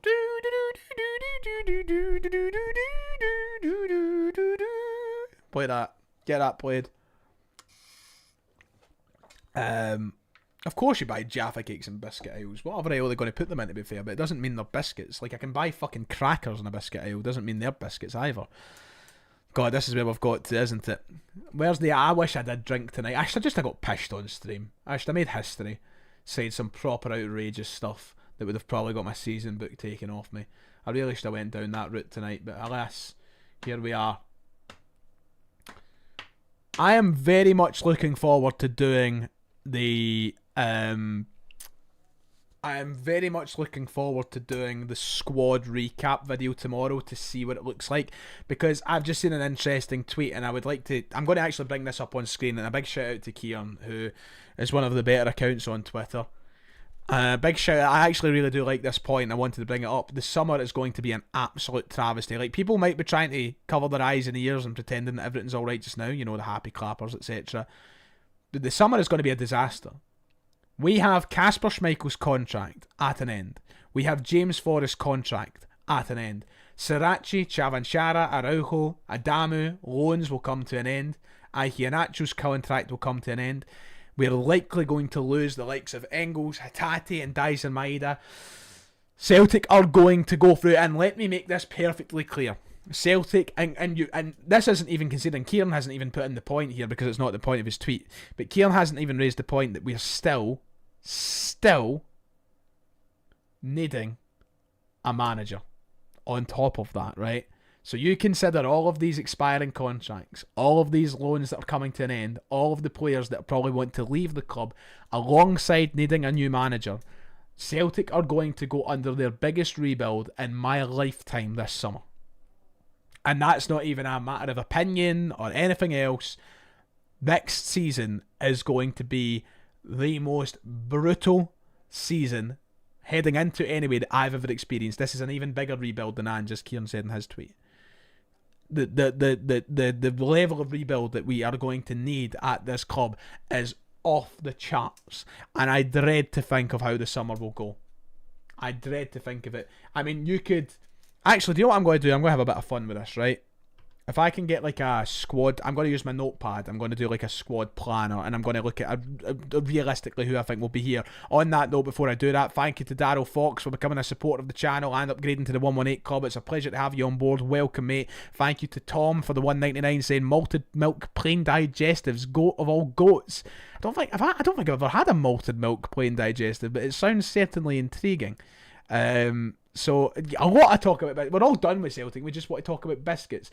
Let's quickly head to the Celtic.com website and let's go to teams. Thank you to Darryl for upgrading to the Thunder Club as well. God, you've gone for the full package tonight. You're a legend, mate. Thank you.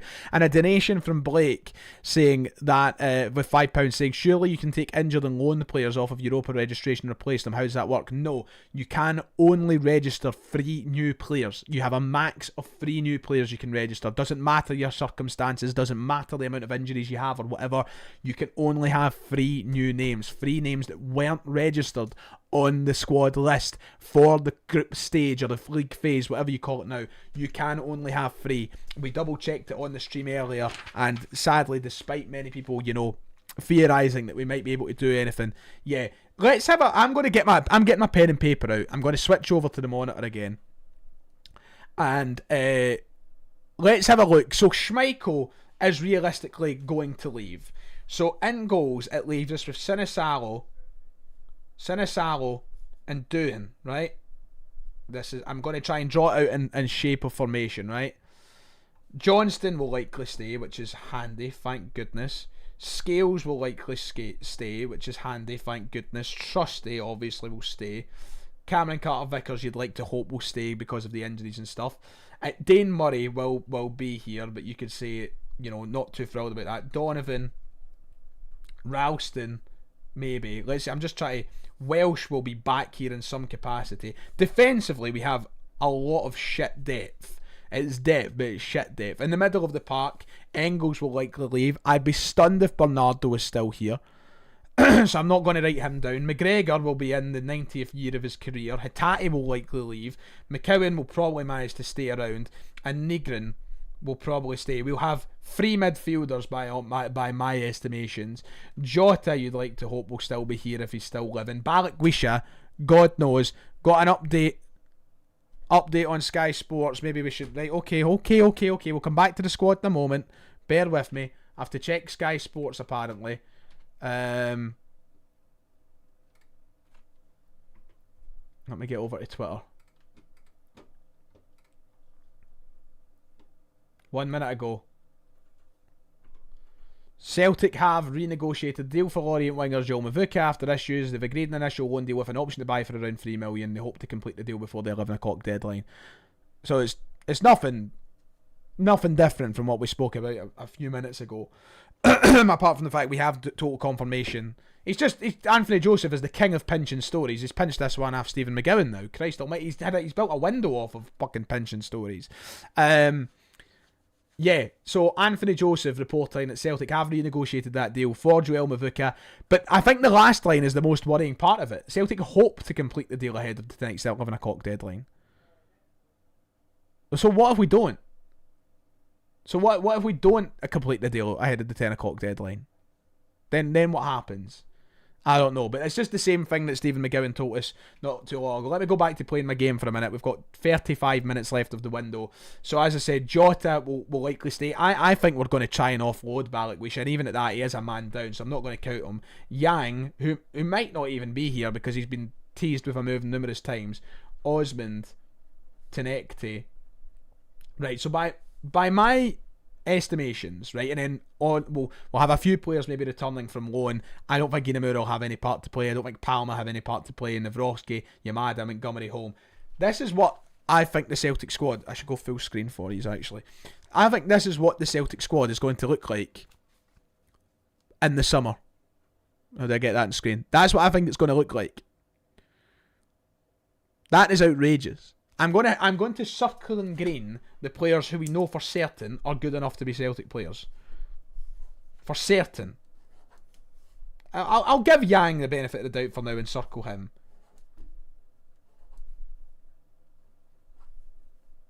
And I'll give Sinisalo the benefit of the doubt. Oh, sorry, I forgot Nygren. Poor Nygren. That there. That is what we're dealing with in the summer. You could argue that there is 1, 2, 3, 4, 5, 6, 7, 8, 9, 11 players out of a 25-man squad. This is tremendous production value, Bill. Thank you. 11. And that is not even a guarantee. Will McGregor maybe say, that's it for me. I've done what I can. I'm off to Saudi Arabia with Brendan Rodgers. That's me. I'm off to Saudi Arabia with Brendan. I'm going for the big bucks. Last chance of a move. You know? That might be that. Yang, I still think there's no guarantee that might stay, considering he was deprived of a move twice, it seems like. Down here, yeah. I mean, people are saying circle Osmond, and do you know what, if you want me to circle Osmond, cool, but like, we've seen 3 games. Who knows if that form would have continued. That's still very much an unknown entity. I'm giving him a huge benefit of the doubt by circling Callum Osmond. This right here, this sheet of paper presents what the Celtic squad will probably look like. And even at that, I'm being generous to a few. I'm being generous to fucking Liam Scales. So, this rebuild in the summer that we are in for is an absolute... What manager's going to look at this and go, oh, aye, absolutely fantastic? I guess maybe to flip this and to be the devil's advocate, to maybe try and, in some weird way, back the board to any extent, which I'm not, by the way, just to clarify, not backing the board. Maybe they know this is the case and they're just going, don't spend money just now. We're going to go through a massive rebuild in the summer and we're going to spend upwards of £50 million. Keep dreaming. But maybe that is what they're going to do. Maybe that is what they're going to do. God knows. But we're in for a rough summer. God, I thought this month was going to bump me off. Christ.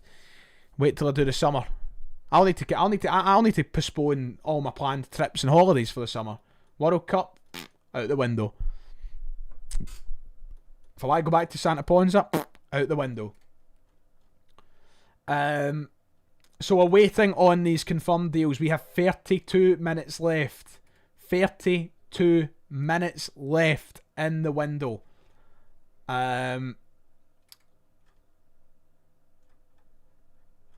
Scrolling through the Sky Sports feed to see if there's anything of significance that I've missed. Rangers are about to make the signing of Ryan Naderi, it seems like. But yeah, Mvuka deal agreed, hoping to get it complete before the deadline. Doesn't sound like it's going to be happening with any certainty, but sounds like it is going to be happening. God, so many points flying in. Thank you, Alejandro, again for the donation, mate. I appreciate it. I've just managed to catch up with that now, saying, I'm so hurt and insanely worried by this, Ryan. No matter what I say, and everybody here in this chat can say, nothing will ever change. We are fucked. Yeah, until we get rid of the mustache man who resembles Joseph Fritzl, we're going to struggle to change anything. You know? We're going to change nothing. Are we going to announce both at 10:59 Glasgow Rebel? Probably. People saying that I've seen a few people saying this, that apparently there's an issue with Benjamin Arthur. As Stephen McGowan's article was saying that deal should be done by 11 o'clock. So, You know, it would be a fucking disaster if that's now fell at the final hurdle. But I've not seen anything of it, any real reliability to suggest that deal is off by any stretch. I've been to Santa Ponsa more times than I've seen your own missus. I think I've only been to Santa Ponsa like twice since doing this channel. Genuinely, I only went for the first time in 2022, and I went last year. I've only been twice. I've only been twice. I went through for a day actually in like 2019 when we were in Magaluf, but to watch a Celtic game, watch us play whoever the fuck it was, Normally Calju or something. But aye, thank you Whiskey Mikey for the donation. Let's just all have a dram and forget the league. Yes. What would you suggest? I got my mate. I'm the best man at my best pal's wedding next year, and for his engagement, I done my research and got my really nice bottle of whiskey that I'm dying to try. I might just drive up to his tonight and fucking find where he stashed it and have a wee dram myself. Genuine question for you, Ryan. What steps would you take if you were heading up the Celtic Collective in terms of protests as of tomorrow morning? The torching of cars. No, I'm joking. For the record, I am joking. I want us to show action with our feet collectively. You know, I want protests. I want all sorts. Also, Stephen, if you're watching, I'm not saying Santa Ponsa's fucked, by the way. I'm certainly still wanting to go to Santa Ponsa. I'm just saying if Celtic have a big summer, I might need to fucking be working hard while I'm over there. Just, Stephen, calm yourself down. Give me a message in the chat so I can see a notification. You're alright, son. I'm not letting you down. Give me all clear. Give me a thumbs up. Sorry, I think I've worried Stephen by saying that Santa Ponsa would be off. Certainly not off. Certainly not. I hope Stephen sees that. God bless him, poor lad. That's the last thing he needs before he starts back his job tomorrow. Aye. Glad to see other Santa Ponsa fans in the chat. Aye, but the point I was making, I do want us to, kind of show action with our feet, our voices. The one thing that's probably annoyed me, and I'm in full support of the collective. I'm signed the open letter. I've been at every meeting, and I've chipped in when I've been able to chip in. I spoke at the first meeting very briefly. When I've been joined via Zoom, I've contributed to the chat and let my thoughts be known. The one thing that I think that has probably annoyed me the most, if I'm just being brutally honest, and I think this is why we have these meetings so we can report back on what we think, is I would have loved to have seen more organised protest by now, and I think they've done a fantastic job with the kind of ones that were done outside Celtic Park and the march from St Mary's to Celtic Park. I would have loved to have seen more than that. I would have loved to have seen more than that. Stephen, I'm glad, mate. Good stuff. Stephen has heard the all clear. But, you know, as I said, I'm not on the steering committee. I'm not on the higher board of it all, if you like, if you want to call it that. But I would like to see more voting with feet, more protest with feet, and that's what I would try and urge for. But I'm obviously, as I say, I'm not in that position. Thank you for the donation, Sean. What 3 new players will register for Europe? We kind of briefly covered this earlier. I have a feeling if I was to go out on I guess I would say I think it will be Araujo, Chavanchara and Junior, to be honest, and I will be referring to him as Junior because that's how they announced them. But I think it will be those 3. I really do, and I might be wrong. I think the 2 certainties are Chavanchara and Araujo. I'd be stunned if those 2 aren't named. The third one I think could go to any of them. The centre half, I think it could go to the winger, or I think it could go to the other forward. I think it could go to any of the 3. I don't think there's a certainty over any of that last spot, but I think the other 2 almost are. Thank you to Josh for upgrading to the 118 club. I appreciate that, mate. We have 25 minutes left. We are on the final countdown now, so bear with me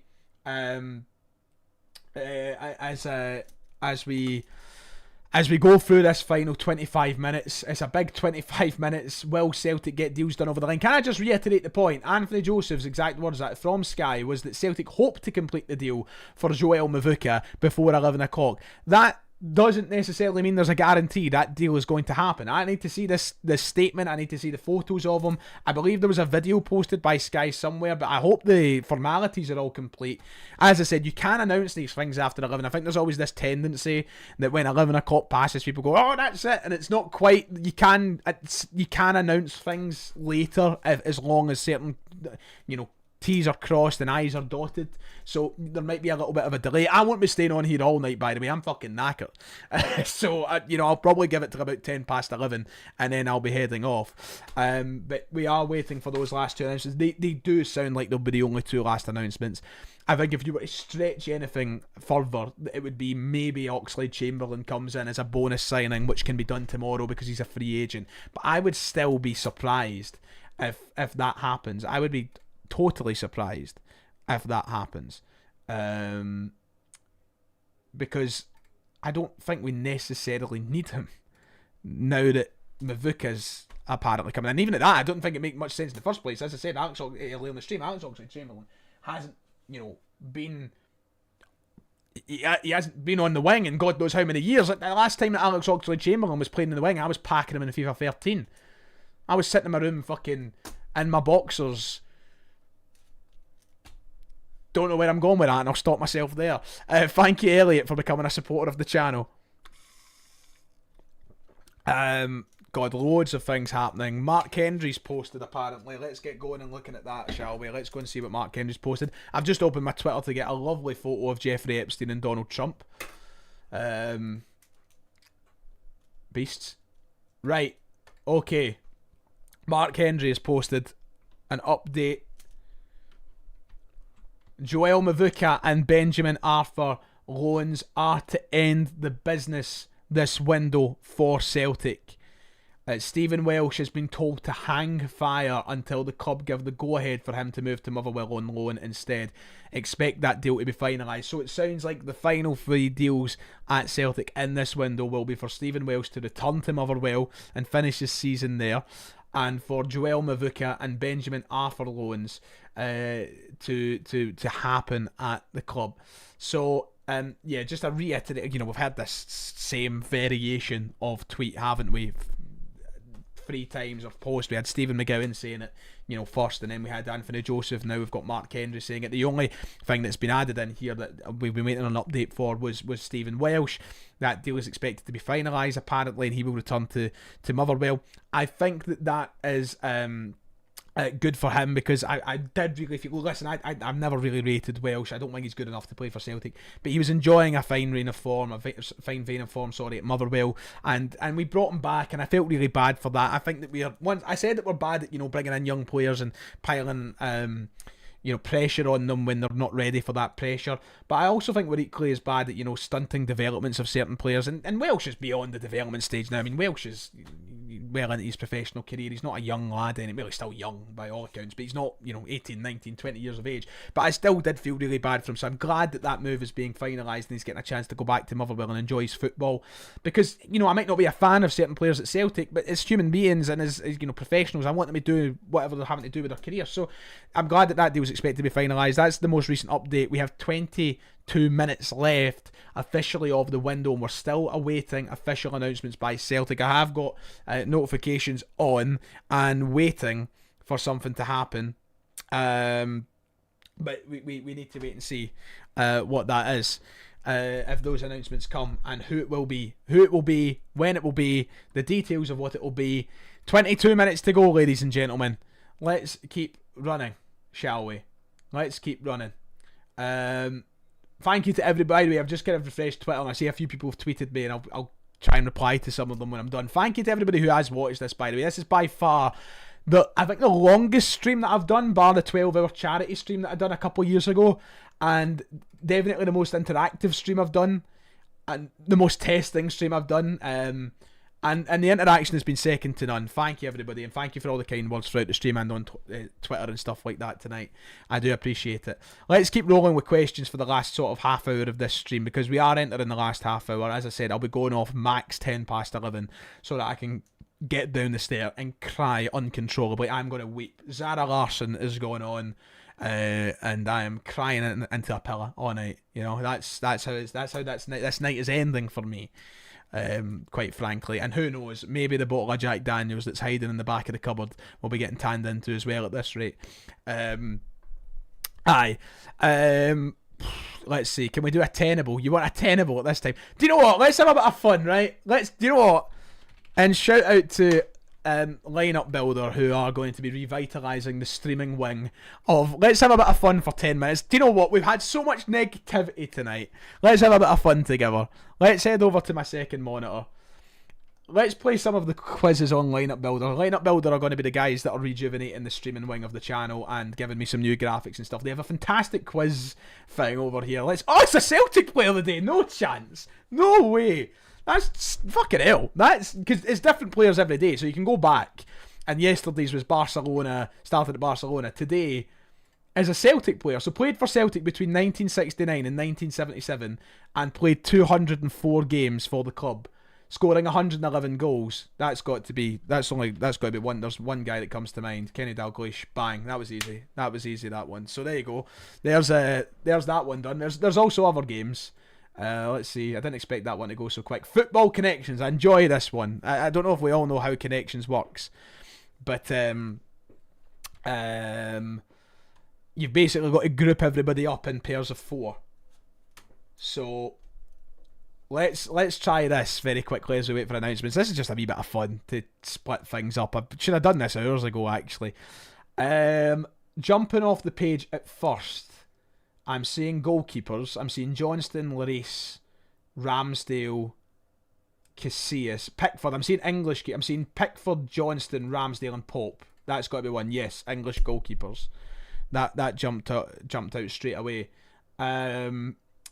Tottenham, I'm seeing Kane, Lloris, Harry Winks, and maybe that's not one. I thought that might have been one for Tottenham players that played in the 2019 Champions League final. World Cup winning captains is a great shout. That might be one actually. Lloris, Lam, Casillas, and Cannavaro. Brilliant. Great shout. World Cup captains. Gabriel Heinz, Manchester United. Cristiano Ronaldo, Manchester United. Ruud van Nistelrooy. Harry Maguire's Manchester United. 4 Harrys, yeah, boom, there you go. Manchester United and Real Madrid, and then the 4 Harrys. Bang. There you go. Well done, lads. Well done. That was good. I've only played it twice and I've got a 100% success rate. We've got to love that. Right, what else have we got? Guess the player. I hate these ones. These ones are arse. Who the fuck's this? It fucking could be anybody. Is there a Torres in the world right now? I can't tell who that is. Ferran Torres. Oh, by the way, we're off to a flyer. He's a Spanish forward. He's younger than 25. Wears a shirt number below 7. So it's got to be like a defender or something. Doesn't play for Barcelona though. Spanish forward, younger than 25, that wears a number lower than 7. Thank you to Elliot for the £1 donation. God, this is a great way to close off the stream. We should have done this fucking ages ago. I'm just going to start streaming this all the time. It can't be Gavi, because Gavi plays for Barcelona, does he not? Fer Lopez getting suggested. No, it's not Fer Lopez. Can't be Pedri. Can't be Gavi. Both of them play for Barcelona, no? Loads of different names getting suggested. Mark Gui. Oh, I think it is. It looks like him. No, it's not. Oh, I thought it would have been him there. Older than 20, older than 21, but younger than 25. Cabarsi. You guys are taking the reins here because I have no clue. I'm useless when it comes to Spaniards. Cabarsi. No, he plays for Barca. I never even fucking knew that. Not Mark Gui. Tried him. Garcia at Real Madrid. Garcia at Real. Gonzalo Garcia, I'm assuming you mean him? Nope, not him either. Lower than 5. I'm starting to think it could be a goalkeeper. Oh, you can start to see his face a bit more. Who's this? Anybody know who that is? I don't recognise him for the life of me. My ball knowledge is in the bin. Gonzalo. I'm not saying a Gonzalo. Gonzalo? Is that what I'm looking for? What one is it? I'm fucking terrible at this. Can somebody give me a name? His name begins with an L. That's fucking useless. L something. Fort. Is it Fort? Is it Fort? What Hector Fort? Is that who it is? Oh no, for goodness, we only have one more guess. Who is this? He's a forward that wears a number less than fucking 5. That's bizarre. I'm seeing... Right. This is the last one I'm going with. I seen somebody saying Duro. See a couple of people saying Duro. Read the FIFA players. Duro. It's not Duro. We fucked it. Who is it? Iker Benito. Who the fuck's Iker Benito? And why is a forward wearing the number 2? What the fuck's this? Who the fuck is that? Right. We'll get back to the Celtic chat in a minute. I think we have one more and it's football tenable. We all love a bit of tenable.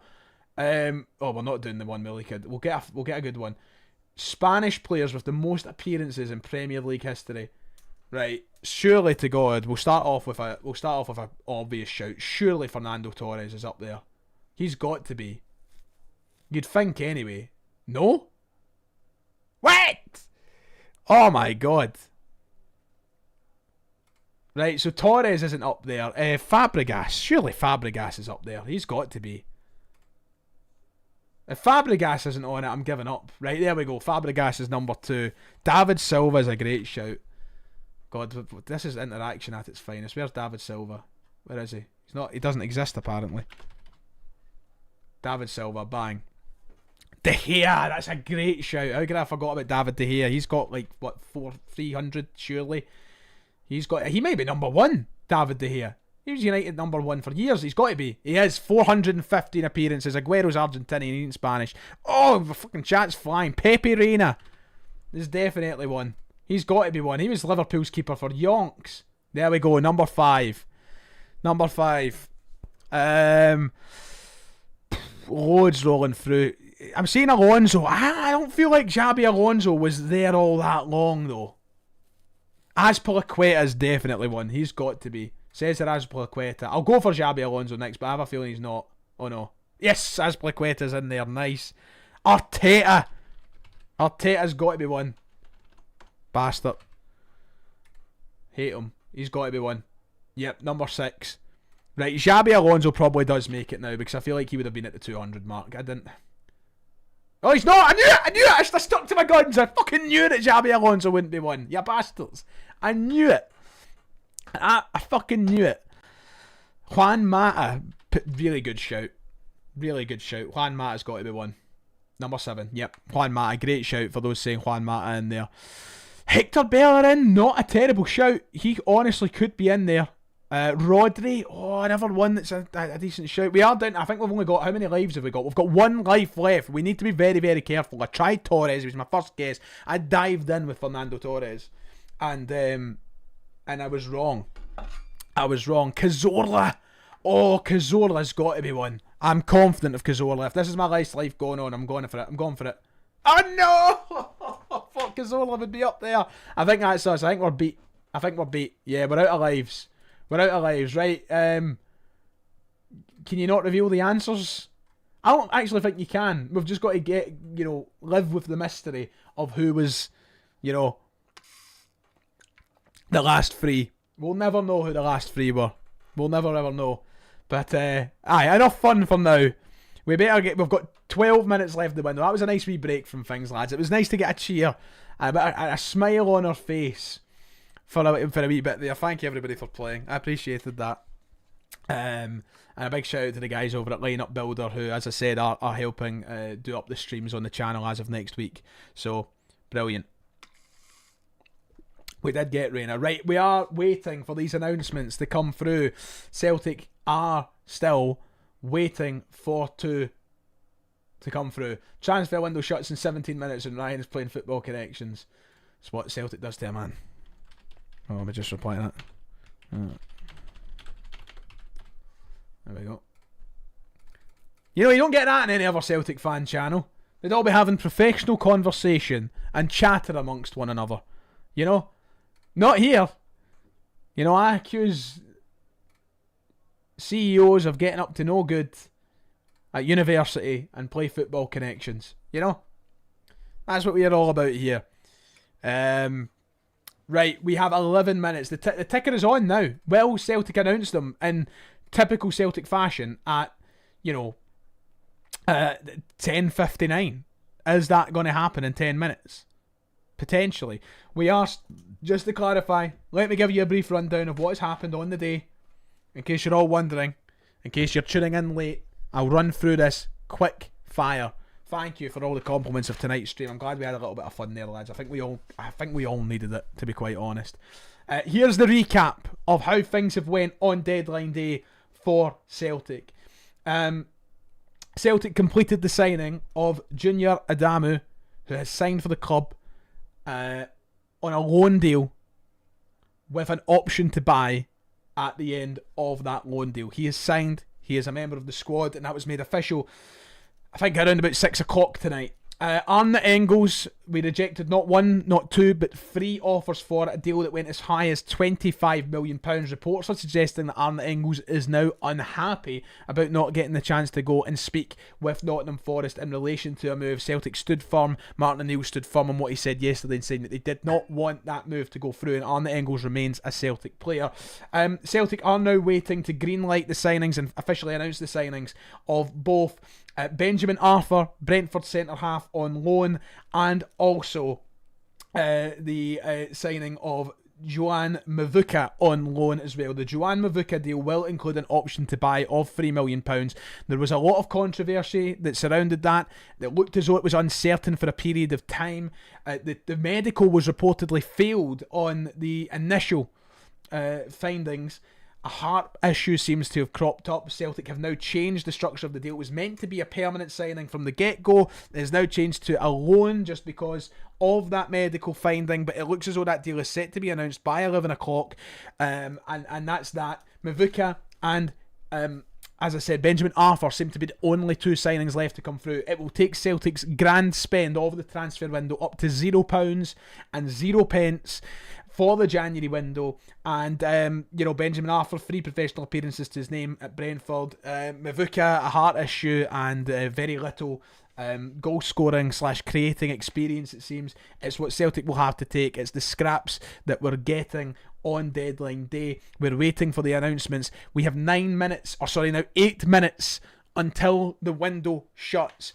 And the only other story, to recap deadline day very, very quickly, the only other story that was out there was that of Alex Oxlade-Chamberlain. If you haven't been around, yes, you heard that correctly. Alex Oxlade-Chamberlain was mentioned with a potential move to Celtic. Sky Sports reported that story initially around 8:30 tonight, saying that that he could be an option for Celtic as a free agent. He's been training with Arsenal. Mikel Arteta spoke publicly about potentially signing him, actually, but Celtic are considering and are interested in Alex Oxlade-Chamberlain and wouldn't have to rush that at the deadline because he is a free agent. They could make that signing at any point over the next 24 hours. So that is the kind of update in regards to incomings. In terms of outgoings, Toby Olubayemi left the club permanently to join Leyton Orient.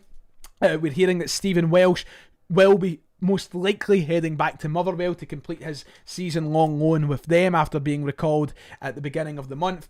And we also heard, that Johnny Kenny has departed the club on loan capacity as well. He's joined Bolton Wanderers between now and the end of the season. So that's your business. That's your whack. Celtic haven't spent any money. There needs to be vocal and visual protest at this Celtic board at Celtic Park. I think there has to be at Aberdeen on Wednesday night as well. But of course that will be up to the away supporters and what they decide to do there. But at Celtic Park on Saturday, I think it has to be made perfectly clear that it's unacceptable in the way that we've went. We have 7 minutes left of this transfer window. To reiterate a point very, very clearly, just so people, I see people already asking, does when 11 o'clock hits, does that it? We can't do anything. The way that I go about it, and I say it is you can still announce signings beyond that 11 o'clock stretch, as long as the formalities are done and the T's are crossed and the I's are dotted. We can announce signings briefly after that 11 o'clock deadline. But as for business being initiated, we know what we're getting tonight, and we know what we can get at max. There isn't guarantees though. Keep that in mind as we enter this last 6 minutes. One of the phrases that were used was Celtic are hopeful of getting the deal done for Joel Mvuka before the 11 o'clock deadline. That was a phrase that was used by Sky Sports and Anthony Joseph, that they are hopeful. There is no guarantee. There is still a chance that that deal could fall through, and we're hoping over these next 6 minutes we see something from Celtic on the social media front. But as of right now, we don't have anything. We don't have anything. So I'll be here for the next 15 minutes and then I'm off. I'm bursting for a piss. Do you know how much water I've went through tonight? That's like there's more than a litre in here. And I've drank 2 loads of it, I think. My fucking bladder is bursting, to be quite honest. So we're waiting for these announcements. They, as I said, they can do it past 11 PM, but the formalities need to be done. So I'm glad to see everybody on Twitter at me having a good time with the football quizzes and stuff like that. The time for fun and games is over. Look, my final, as we approach this last 5 minutes, I feel like a closing sort of monologue is required, and I don't want to leave it till the last minute when the deadline's done and everybody starts leaving. My closing monologue I want to keep brief, because I don't want to rehash the same points that I've made, not only over tonight's stream, not only over the stream that I done earlier this afternoon, not what I said yesterday. I've been saying these things all month, and it's clear, and it needs to be reiterated now. Celtic are in total crisis. This January window has been nothing short of a disaster. We have a league title on the line, we have European football to play for, and we have a summer with expiring contracts, loans ending, and a total mess with no manager permanently at the club that we will have to inherit and pick up with in the summer. It doesn't make for pleasant reading. It's going to be a disaster of a 6 months at Celtic, in my opinion. Does that mean we don't win the league title? Who knows? I don't know where I stand right now in my confidence of Celtic winning the league title, but we have a long way to go before we can say things with any certainty. This football club is a mess, and it's been caused by the parasites and the crooks at the very top of the football club. They were to blame for the situation with Brendan Rodgers resigning. They pinned the blame on them, in particular Dermot Desmond pinned the blame on Brendan Rodgers. He came out with a total character assassination of one of the best serving Celtic managers of the last 10 years, who's delivered unparalleled success to the football club, and they treated him like a piece of shite that they wiped off their shoe. He left, he was gone, and he's off. In the wake of that, they appointed a manager in a 33-day reign that turned out to be a total disaster to the football club and has caused a ricochet and a ripple effect like no other, where we find ourselves relying on Martin O'Neill to work nothing short of a miracle. If Martin O'Neill manages to win a league title, let alone anything else this year, the statue should be built of the man seconds after the trophy is won. Whether he manages to do that or not, considering the squad, the state of the squad we have and the signings that we're making right now, I can't say with any confidence. What I can say with confidence is the time for Michael Nicholson and everybody else in that boardroom is up. They need to go. They're scumbags, and they shouldn't just be made to feel uncomfortable. They should be made to feel totally uncomfortable in their directors' boxes with their hundreds of thousands of pounds wages and their thousands of bonus checks that they get every year. They're scumbags, they're rats, and they hate us. And they have showed how much they hate us with this transfer window. I think that the game on Saturday, there should be less than 10,000 Celtic supporters in that stadium. I don't know what's going to be announced by the collective. I don't know what the results of the meeting that will be that's hosted tomorrow night. I think there has to be boycotts. I think we have to make ourselves clear. Whatever happens, I'm fully on board with, and I want to support this football club. I want to support Martin O'Neill, and I want to support these players. But these crooks and criminals that run our football club have killed the very lifeblood of it, and they should be feeling the effects of that. 100% in my opinion. I haven't seen any sort of self-damage done to a football club like this in all of my years being a supporter of Celtic and being a watcher of Celtic and any other club in English, Scottish, European football. This has been a total controlled demise. And with 2 minutes left of the transfer window, we have spent £0 after watching Celtic go into a window challenging as third place throughout the entirety of it. We have acted like a third place side, and we're probably going to get what we deserve this season, which could be sweet FA. So on that note, fuck Michael Nicholson, fuck the Celtic board, fuck Dermot Desmond. We're past the watershed. I can use whatever language I like. The Waynes should all be in bed.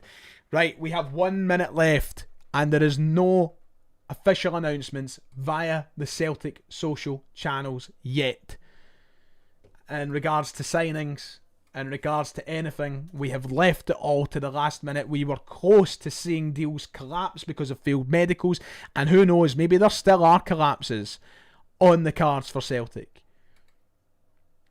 But it's 22:59. We're seconds away from the closing of the transfer window. I'm waiting. I'm refreshing. I'm waiting. I'm refreshing.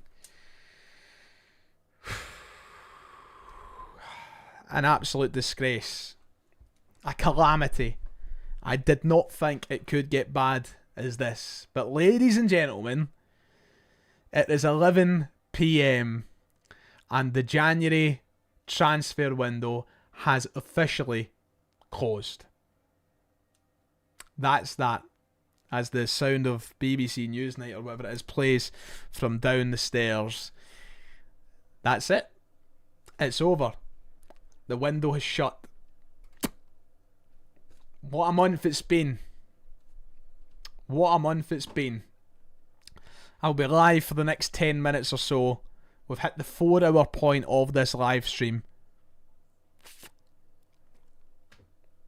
Who knows if we're getting the other two? We can only wait and see. I mean, as it sounds from McGowan and Hendry and all the other journalists that often and frequently report on Celtic, we're meant to be getting it done, but with no guarantees on top of that. Celtic have yet to tweet. The last tweet Celtic put on their account was around Toby Oluwayemi joining Leyton Orient, and we await to see if the news breaks. As I said, remember, it can happen a little bit after the window. But I'm glad to see all of the board hate flying in the chat. I'm glad to see it all. Hands up for the Panther. €5 saying Chamberlain is 32, hasn't played since 2025. Bizarre signing, bro. Probably not be able to run 5 yards unless he's a hero scoring against Rangers. Well, I mean, I'd be stunned if he actually does end up signing. Apparently, it was only interest. We haven't heard anything to go on beyond that. But hey, listen, it's the Celtic way. It's this kind of signing we like to make. He meets the quota for Celtic signings in this modern day and age, it seems. I just cannot. If you told me, and listen, I'm just going to be nitty gritty here, bottom line, I'll be completely honest with you. And some people will go, oh, Ryan, you should have known that, you should have known this, you should have saw it coming. If you told me on the 31st of December, scrap that. If you told me on the 4th of January, after Celtic sacked Wilfred Nancy, I'll even extend it to beyond that. If you told me then, on that day, that we would end this window with £0 spent, I wouldn't have believed you. Jokes aside for a minute, I wouldn't have believed you.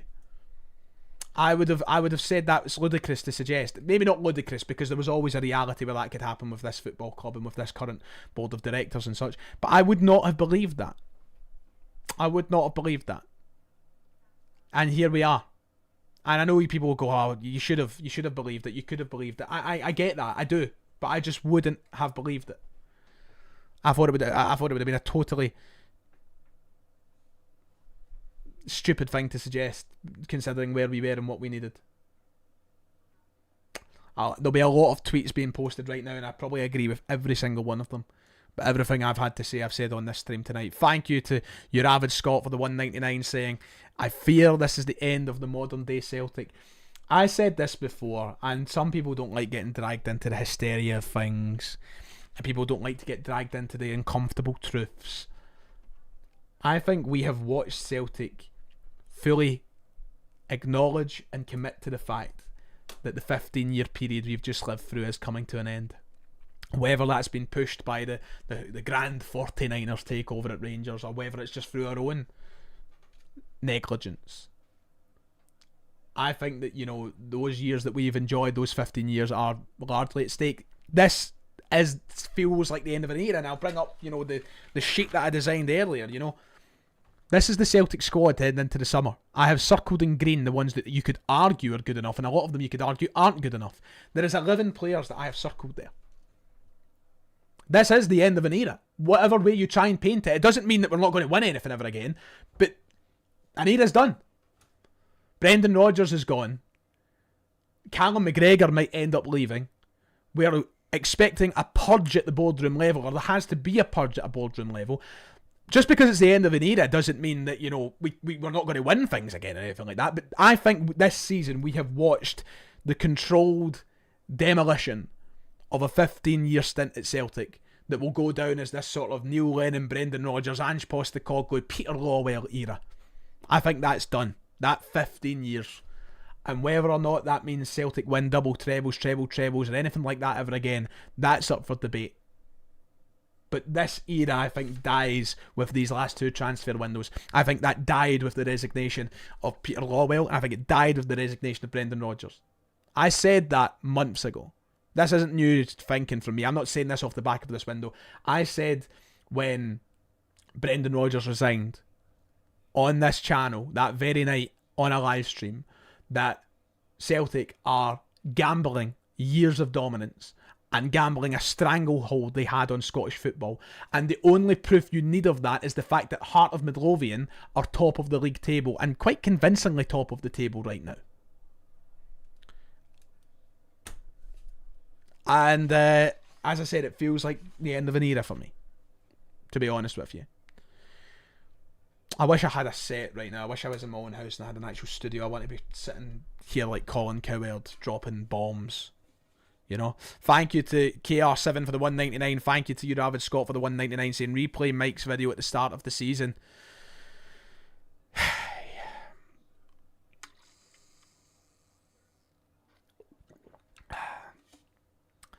As it stands, it is 11:05. And we have no announcements of these two signings. I'm only staying live for another 4 minutes, and then it's in the fate of the gods. It's in the hand of the gods, and we'll see if these two players that are arguably nowhere near good enough to play for Celtic will sign.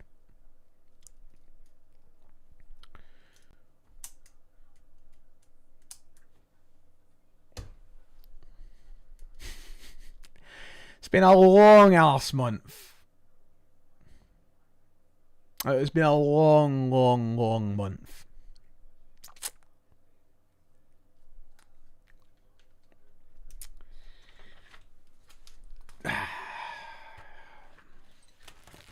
God knows how I've managed to last 4 hours tonight. People saying Sky Sports. I'll give it a quick refresh.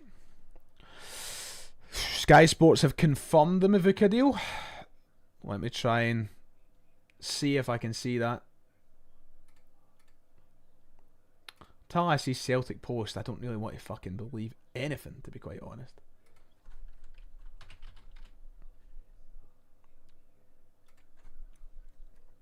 Checking the Anthony Joseph Twitter account just now.